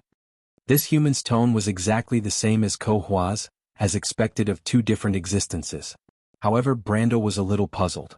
Why did he feel that Ekis' eldest daughter was targeting him?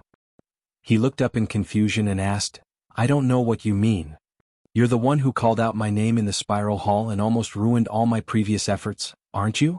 Ko Hua's voice was cold. Brando's mind buzzed and he thought to himself, "Oh no, I didn't expect her to see it." Ko Hua's dark side was famous for being vengeful. No wonder she would stop him. It seemed that she was ready to settle the score.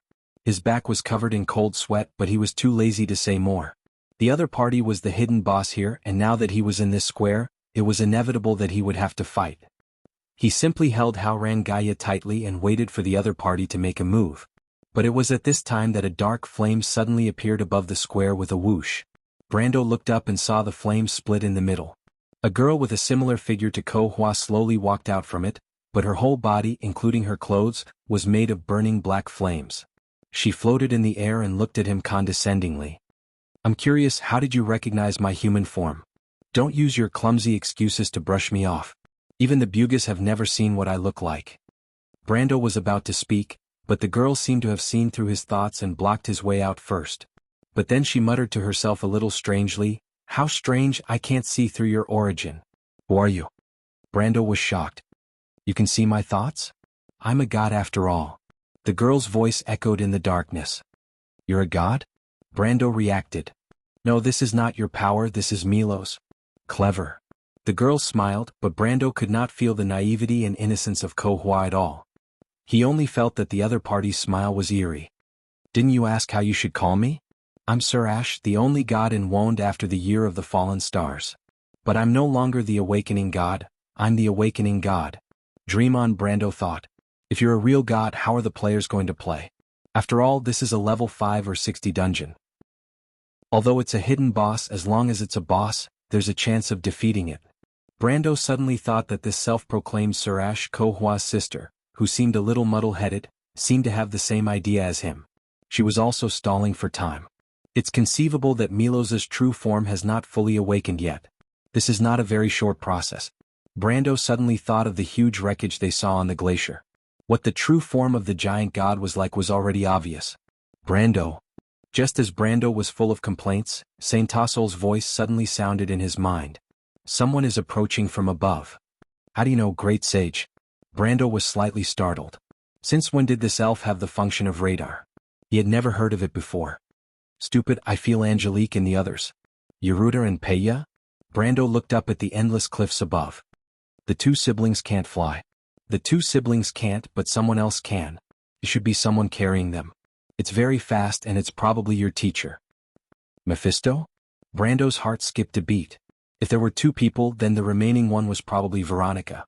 Although he didn't know how they found this direction, if these two could join the battle, he would be more confident in dealing with this fake god, Surash.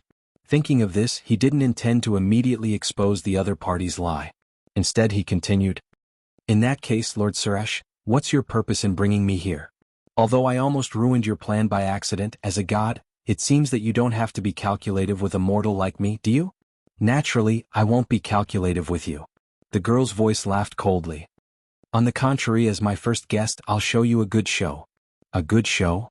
I'll show you how a god comes back to life, and from this moment on, the history of Wone will be changed forever. You should be honored to be able to participate, mortal. Brando didn't feel honored at all. On the contrary, he picked out the other party's faulty wording and said, Aren't you an awakened god, Miss Kohua? Isn't that a bit contradictory? Brando heard Saint Tassol's laughter in his spiritual world. Kohua was also a little angry. She blushed and gritted her teeth. Shut up, just watch. Brando shrugged. Anyway, he had already confirmed his previous guess and that was enough. As long as Kohua wasn't a true god, then there would be a way to defeat her. Saint Tassol laughed and said to him, You're too ungentlemanly, Brando. How can you correct a girl's slip of the tongue like that? The two whispered to each other, but they were also paying attention to the girl's every move. As soon as she finished speaking, an extremely strange buzzing sound came from the darkness. Brando looked in that direction and suddenly saw that the dense pipes in the darkness lit up one by one, as if something was flowing inside and gradually approaching the platform. The next moment the whole platform shook. No, Brando frowned. It wasn't the platform that was shaking, and it wasn't even coming from the abyss below. It was the whole cliff and the whole valley that was shaking. His expression gradually changed. This was the resonance of the mountains. He could almost feel that the trembling came from the glacier in the center of the dead frost forest. At this moment, the glacier was awakened, and it was making its own sound. After thousands of years, that sound appeared on the ground again. And something was beginning to change. Chapter 825. Underground in the abyss, after the ice layer fell off, the dark artificial buildings around gradually became clear. On the smooth obsidian wall, a platinum light was extending along the notches, and soon the entire corridor was lit up. Alaz and Medisha walked curiously along the corridor, but the two had been lost for a long time. We seem to have been walking in circles, Sister Alaz. The little female dragon's face turned red, but she held the star-shaped stone in one hand and waved her claws, showing her little fangs and said, How is that possible? You must have remembered wrongly. Medisha smiled. Yes, she nodded and smiled. Just like in the wild of the Four Realms, the reason why we haven't reached our destination is because we are walking too slowly. Alaz seemed to have been electrocuted. She turned around and stared at Medisha with wide eyes. You, how did you know? I also know that you were the youngest dragon on the battlefield of the War of the Holy Saints, Sister Alaz. In Moros, you snuck out on a date with Lord Flora, and were caught by the Wind Elf guards, and Lord Eloranta gave you a good scolding. Medisha whispered, Do you remember what she said at the time? How can you get lost on a tryst? How can my subordinates be so much worse than Gretel and Saint Tassol? How embarrassing, get lost. The little fairy princess imitated the scene vividly. Alaz opened her mouth slightly like a puppy showing her sharp fangs. Her face was like a ripe apple.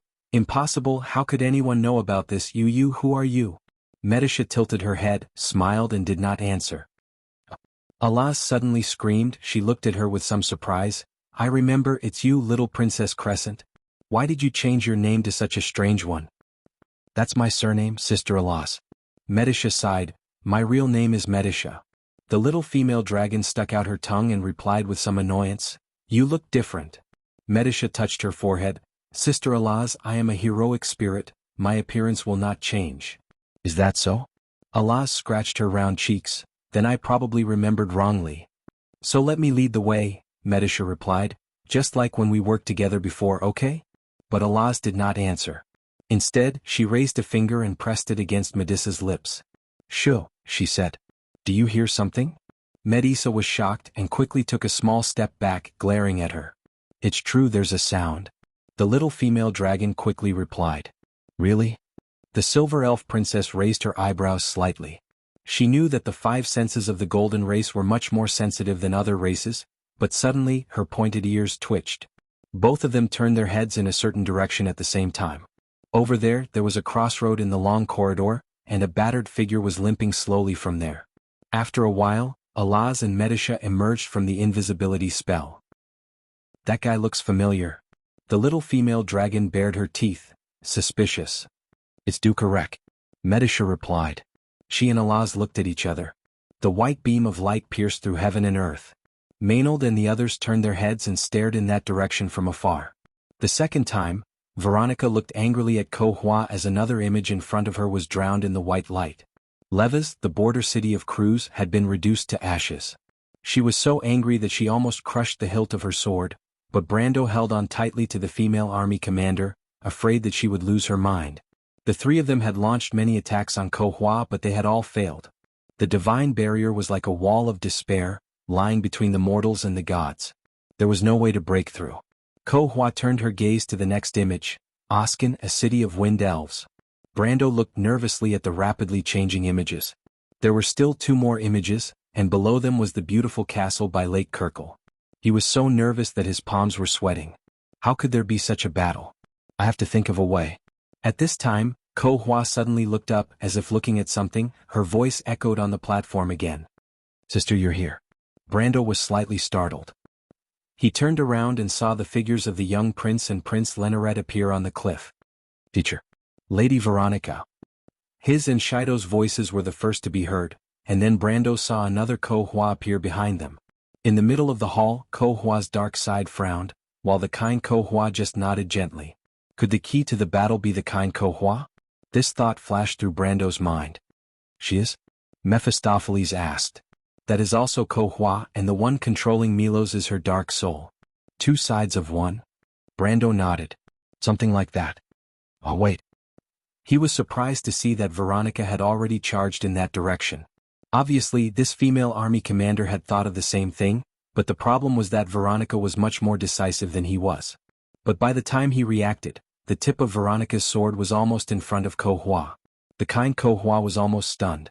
Her eyes widened and she just stood there in a daze, not understanding why this human woman attacked her indiscriminately as soon as she saw her. Of course, even if she was not stunned, she might not be able to dodge Veronica's sword. After all, one was a spellcaster and the other was a warrior. In close combat there was no comparison at all. Ko Hua opened her mouth slightly, and just as Veronica's sword was about to pierce through her heart, Brando's anxious shout finally came. "Uruz, stop her." Without hesitation, the young prince unsheathed his sword to block Veronica's attack. However, Veronica did not even spare him a glance. The gap between the two of them was simply not on the same level. Just as the young prince unsheathed his sword, he felt a gentle force on his hand. Before he could react, his sword flew out of his hand and stabbed into the ceiling of the cave. But it was only a slight delay, and the kind Korfa finally reacted. She let out a low cry and fell on her but on the ground in fright. Veronica's cyan sword aura flew over Ko Hua's head, only cutting off a few strands of hair. She frowned and prepared to attack again, but at this moment, Ko Hua's dark attack finally arrived. "How dare you!" The dark Ko Hua's voice rumbled and a white electric whip lashed out at Veronica. Veronica did not dare to block it directly, so she could only lean to the side and let the electric whip hit the cliff, cutting off a table-sized fragment from the solid wall. And with this delay, Veronica finally lost the chance to continue attacking the kind Ko Hua. She could not help but turn around and glare at Brando. But Brando only felt relieved. In fact, he had already thought it through. The key to this battle was definitely not Ko Hua. Ko Hua came to this platform because of him and the young prince. The key to this battle was definitely not a factor that could only appear on the battlefield. In other words, if Ko Hua did not appear, there would be no way to fight this battle? This was obviously illogical. He hurriedly gestured to Veronica, indicating that he had something to explain. But at this moment, Brando saw the fragment that Ko Hua's electric whip had swept down behind Veronica tumbling down. It hit one of the energy transmission pipes and with a crack, the pipe caved in. The pipe immediately flashed and the light on it was quickly extinguished. Seeing this, Brando's heart skipped a beat. I know, so it's here. He immediately looked up and shouted to Mephisto and Veronica, "Attack the platform! Attack those pipes!" The Ash Sword Saint and Veronica were slightly stunned and looked at him with some confusion. Clearly they did not understand for a moment. Brando was so anxious that he could not help but shout, Ko Hua is just a false god. She has no divine power barrier at all. The absolute difference in her body comes from Milo's. Her power comes from this platform. Right now, she has not completely merged with Milo's body. It will be fine as long as she is cut off from the platform. As soon as Brando's voice fell, Dark Ko Hua, who was above the platform, changed her expression. Don't joke around, you guessed wrong, she hurriedly defended herself. Veronica and Mephisto looked at each other and immediately flew to the left and right sides of the energy transmission network scattered to the left and right sides of the platform. With a few flashes of sword light, dozens of energy transmission pipes were cut in the middle. The disordered magic flow formed a pulse like a nova explosion. In the blink of an eye, several huge holes were blasted in the dense network. Damn it! Ko Hua screamed. She could no longer maintain her calm. She raised her hands and countless lightning bolts appeared out of thin air on the platform, like raindrops striking toward Brando, Mephisto, and Veronica. Mephisto and Veronica were fine. They could deal with these lightning attacks with a little distraction, but Brando was in a bit of trouble. It seemed that the other party was retaliating against him for finding out that weakness. Almost half of the lightning bolts were aimed at him. He only blocked 2 or 3 before the fourth hit him directly. His body went numb and he was immediately bathed in the lightning storm. If it were not for his ridiculously high will, he would probably have been sent to see Martha directly. But even so, the dense lightning bolts still took away almost 2/3 of his HP. More importantly, his clothes were now like that of a beggar's. Brando did not know whether to laugh or cry. He knew that this AoE attack should be shared by everyone in the party. But now there were only 3 of them in the party, and Ko Hua saw him as the number 1 target. He could only blame himself for being unlucky. After the lightning storm, Veronica and Mephisto launched another attack. But this time Ko Hua was smarter. She simply gave up on attacking altogether. Instead, she channeled all her energy into the ground and supported a strong protective shield over the pipes. In the beginning, Brando could cut through several pipes with a single slash. But after Ko Hua cast the shield, she might not be able to cut through even one pipe. He looked back and saw that the progress of Veronica and Mephisto had been greatly reduced. However, Brando felt that Ko Hua's brain was probably a little off. Although she did greatly slow them down, the problem was that if she did not attack, the pipes would be cut through one by one. Of course, Brando was happy to see the boss being stupid. No one would complain that their boss battle was too easy. Besides, he vaguely felt that the problem was not that simple. Please wait a moment. Scarlet heard the voice behind her and turned back. She glanced at the young man who had caught up from behind. She remembered that he seemed to have introduced himself as Babarn or something else. The name sounded a little strange to her. Erwin rarely had such a name, so she had a deeper impression of it. The young man ran, panting. He probably had something urgent to attend to. The Highlander girl stared at him blankly. After a while, she remembered that she should be the one asking the question. What is it? Beautiful lady, I still don't know your name. Scarlet frowned. What does my name have to do with you? I'm sorry, I didn't mean to offend you. I just wanted to thank you. The young man replied breathlessly. He faintly felt the hostility of the other party. He was a little surprised but immediately added. Thank me? Yes, thank you for saving us. I can't not repay you for saving my life. Scarlet thought for a moment. Babarn seemed a little nervous. He did not know why, but he always felt that he could not move freely in front of the other party. At first, he thought that it was because the other party was too much to his liking. But after spending some time together, he began to gradually feel that there seemed to be a strange temperament in the other party, faintly exuding a frightening aura. Of course, he did not know that the blood of the dragon and the thunder god flowed in Scarlet's body at the same time. He vaguely felt that the Countess's handmaiden was a little unusual. He suddenly felt a little nervous and began to regret that he should not have agreed to work with those guys. At this time, Scarlet finally recovered from her daze. She looked up at the surrounding cliffs and asked as if she was referring to something. You said that you want to thank me. Is this how you thank me? The young man was slightly stunned. But Scarlet had already picked up the halberd in her hand and pointed in all directions of the underground glacier. These rats hiding in the corner, are they your companions? Babarn's face changed. At the same time, the faces of the noble soldiers who were pointed out by the mountain girl did not look good. They awkwardly walked out from the shadows around them and looked at the girl with some surprise. Only the leader from before clapped and praised dryly. This is really beyond our expectations. I didn't expect the young lady to be a real master. Scarlet looked at these people quietly and frowned. But she was secretly prepared to be on guard. After all, she was a mercenary. Just by looking at the position of these people, she knew that they did not come with good intentions. Don't worry, the man continued. We do want to thank the young lady. We hope that the young lady will come with us to cruise as a guest. The Empire has always been hospitable. We will definitely treat you well. Babarn quickly nodded. Yes, we won't embarrass you. We just want to ask you for a favor. A favor? Yes, beautiful lady. If you agree, I will personally ask His Majesty to restore your freedom. You will become a free citizen of Cruz. You will not have to bow down to anyone. Besides, with your ability, it is not impossible for you to become a noble of the Empire. Babarn explained. But never in his wildest dreams would he have thought that he had said something wrong. In fact, just as he finished saying that he would let her regain her freedom, he saw that the eyes of the seemingly innocent mountain girl had already revealed a ferocious glint like that of a wild beast. Chapter 826. Kurobo, the outskirts of Y-Town. Kurobo Church wasn't the most majestic church in the entire White City area. After the Year of the Wilderness, the Year of the Jade Forest, and the Year of the Croaking Frogs, the three cathedrals of Kurovi, Ajrian, and Babalissa were completed. It became even more obscure. But in terms of history, this church that sat on a mound and weathered by wind and rain was one of the oldest pilgrimages in the 10 cities area. Its priest, Father Salian, was one of Bishop Bylan's proudest disciples. However, this branch of the Mensa sect didn't pursue fame and fortune, so it was gradually forgotten. The outskirts of Y-Town were stormy.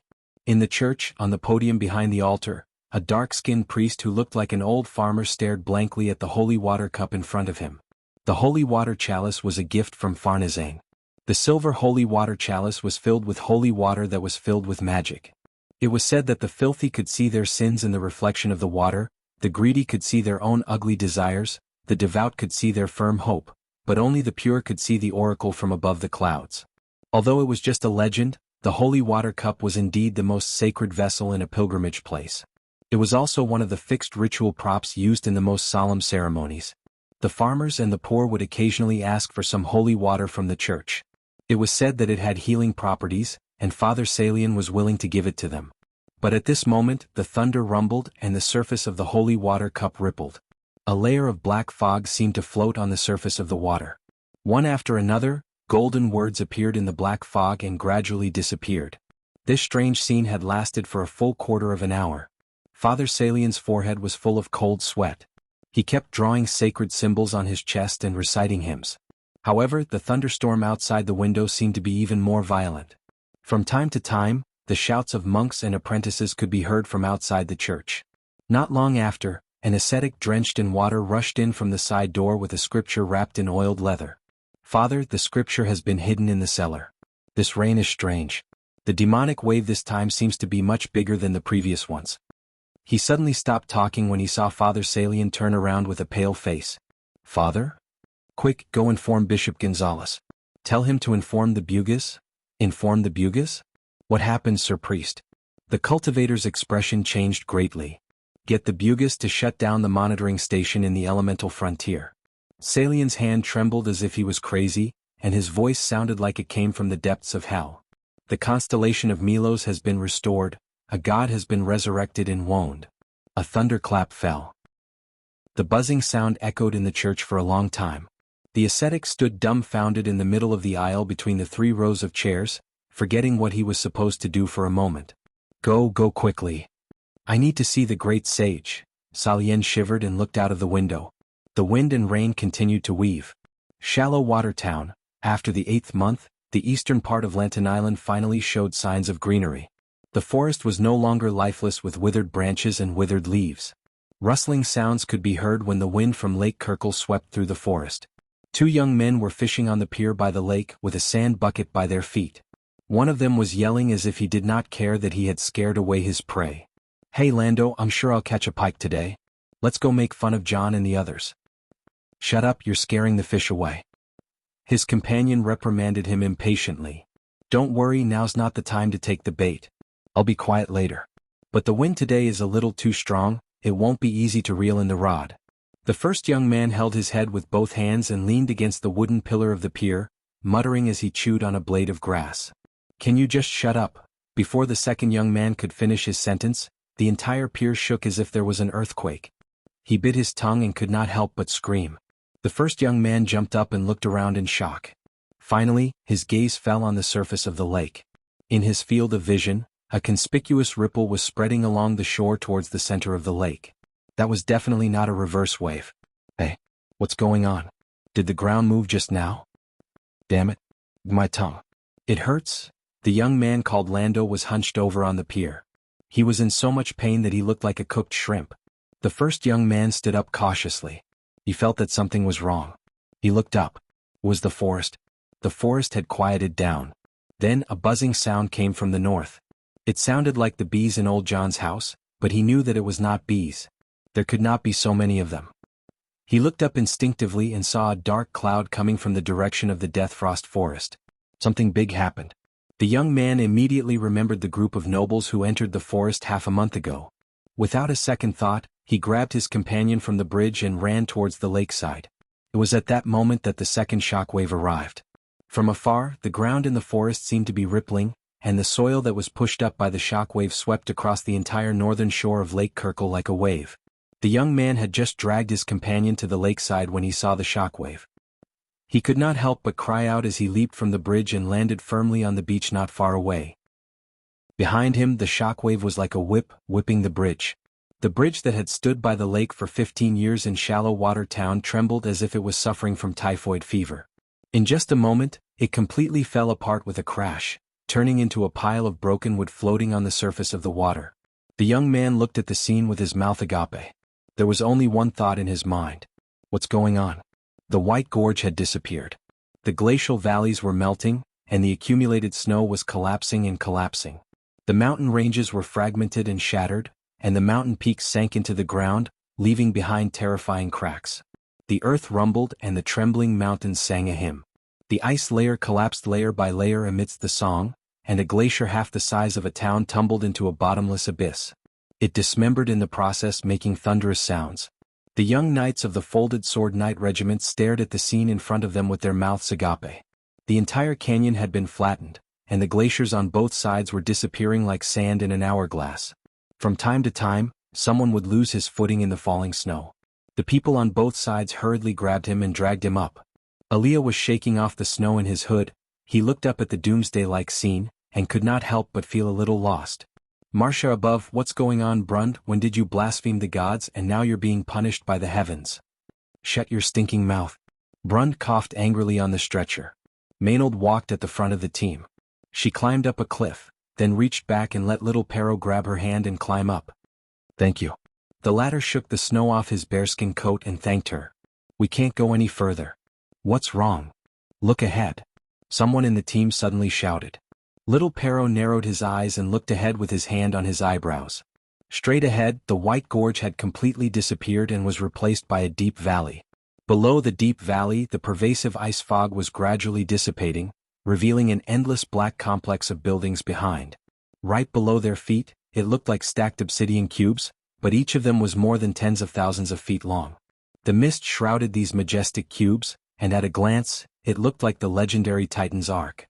At this moment, the glacier was disappearing downward, and these black buildings were slowly rising in the rumbling roar. "Martha above, what the hell is this?" Aaliyah's eyes widened as he looked at the slowly rising black wall. Maynold watched quietly, and those strange yet familiar memories seemed to emerge automatically in her mind. Little Pero turned his head to look at her. "Madame Maynold?" "Retreat." "The retreat has long been cut off." Little Pero pointed to the high black wall and asked loudly, "Madame Maynold, do you know something?" Maynold turned back and stared at the short knight of Cruz with her dark eyes. She did not say a word, but it made the other party flinch. Little Pero understood the danger and warning in her eyes, and he took a step back subconsciously. This move immediately made him blush. He was about to speak, but was interrupted by Maynard. You want to know what that is?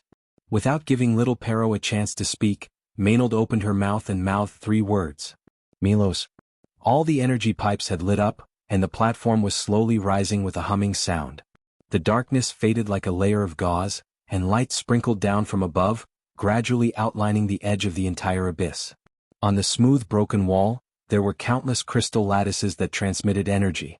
Some of them were in regular lines and some were in beautiful circles. The entire wall was like an enormous machine. Every part of it was operating in an orderly manner. The platform slowly rose to the center of this space before it stopped with a buzzing sound. Ko Hua was in the center of the platform, and only then did she slowly raise her eyelids. At this moment, the black flames on her body had already scattered like falling leaves, revealing the platinum-colored body made of pure lightning below. She opened her eyes and they were snow-white. Arcs of lightning jumped from her arched face and extended to her slender neck. Her hair was purely composed of lightning bundles bound together. Feels good to be reborn. There seemed to be 2 voices echoing on the platform. One belonged to Ko Hua and the other was rolling like thunder. The 2 voices gradually overlapped and merged into one. Just as Ko Hua opened her mouth, a bolt of lightning fell from the sky, passed through her body and hit the platform below. Countless ionized particles exploded on the obsidian-like platform like splashes of molten steel, and poured into the deep engravings on the platform. Streaks of platinum-colored light extended in all directions along the ancient patterns, and in an instant, the entire platform seemed to have come alive. The glowing energy pipes refracted beams of holographic projections into the air. In these projections the ancient runes flashed, Flame Im Oss Aaron. These runes flowed down like rain, forming beautiful data streams and light walls. Brando was almost shocked by this scene, until Ko Hua's voice sounded again. The dispute from thousands of years ago seems to still linger in the hall above the clouds. The sad gods have to admit their failure. They have planned a future that is almost certain to be destroyed for the world you call Wand. They are about to return fate to you lowly creatures. Thousands of years later, you've defeated the dusk, but chaos has taken root in your hearts. Greed, sin, slaughter, and endless conquest, you've turned yourselves into the apocalypse that you once saw in the prophecy. The classical order has become a thing of the past. Only entropy exists forever. Today the gods have once again awakened you. Everything is back to square one. The world was born from chaos and was destroyed by chaos. Reality and prophecy are confirmed one by one. Mortals, this is your recompense. Then her voice seemed to be replaced by another emotion. You have chosen your fate again, mortals? We have personally handed the direction of fate back to you, but today, you have returned here again as if only to prove Alphonse's prophecy. You have awakened us again and we respect your choice. The gods will return to the earth and we will rebuild the order of the next era. And your era is over. Brando stared at this scene as if he was watching an animation in a game. After a long while he looked up and blurted out, "Are you Ko Hua or Milos?" Ko Hua lowered her head and looked at Brando. 2 different emotions flashed in her silver-white eyes at the same time, but she finally fixed on one of them and said, "Of course I am Ko Hua. But I am also Milos." Another voice rumbled. She gently raised her arm and in front of her, the space seemed to have been thrown with stones rippling out in circles. After the ripples spread out, holographic projections appeared behind them. Kurlutz Valas, Kronki at the border of the 4 territories, Toquinen of the Golden Mane Lion Mane Beastmen. He could even see the towering golden spires, White City, Thousand Sails Harbor, the rebuilt Cathedral of Ampere Seal, the Fortress of Krakor, the Elven Tip of Sonorso, the Ashen Fortress, and even the faraway Buffalo City that Brendel had only been to once in the Great Ice Age appeared in the countless images. Brendel could even see the towering golden spires, the White City, the Thousand Sails Harbor, the rebuilt Cathedral of Ampere Seal, the Fortress of Krakor, the Elven Tip of Sonorso, the Ashen Fortress, and even the faraway Buffalo City that Brendel had only been to once in the Great Ice Age. Brando's breathing became a little rapid. He stared at Ko Hua and asked, "What do you want to do?" Ko Hua looked at him proudly. "Yes?" A bolt of lightning passed through Brando's mind. "You can't do that," he shouted through gritted teeth. "Why not?" the girl's voice asked softly. "You're tuning in to the Han Li's Wuxia Adventures YouTube channel. We're so grateful for your support and don't forget to subscribe to join us on this incredible journey through captivating stories. Your generosity through donations truly makes a world of difference, as it's the primary source of revenue that allows me to expand and enhance this channel for you. Thank you from the bottom of my heart for being a part of this adventure.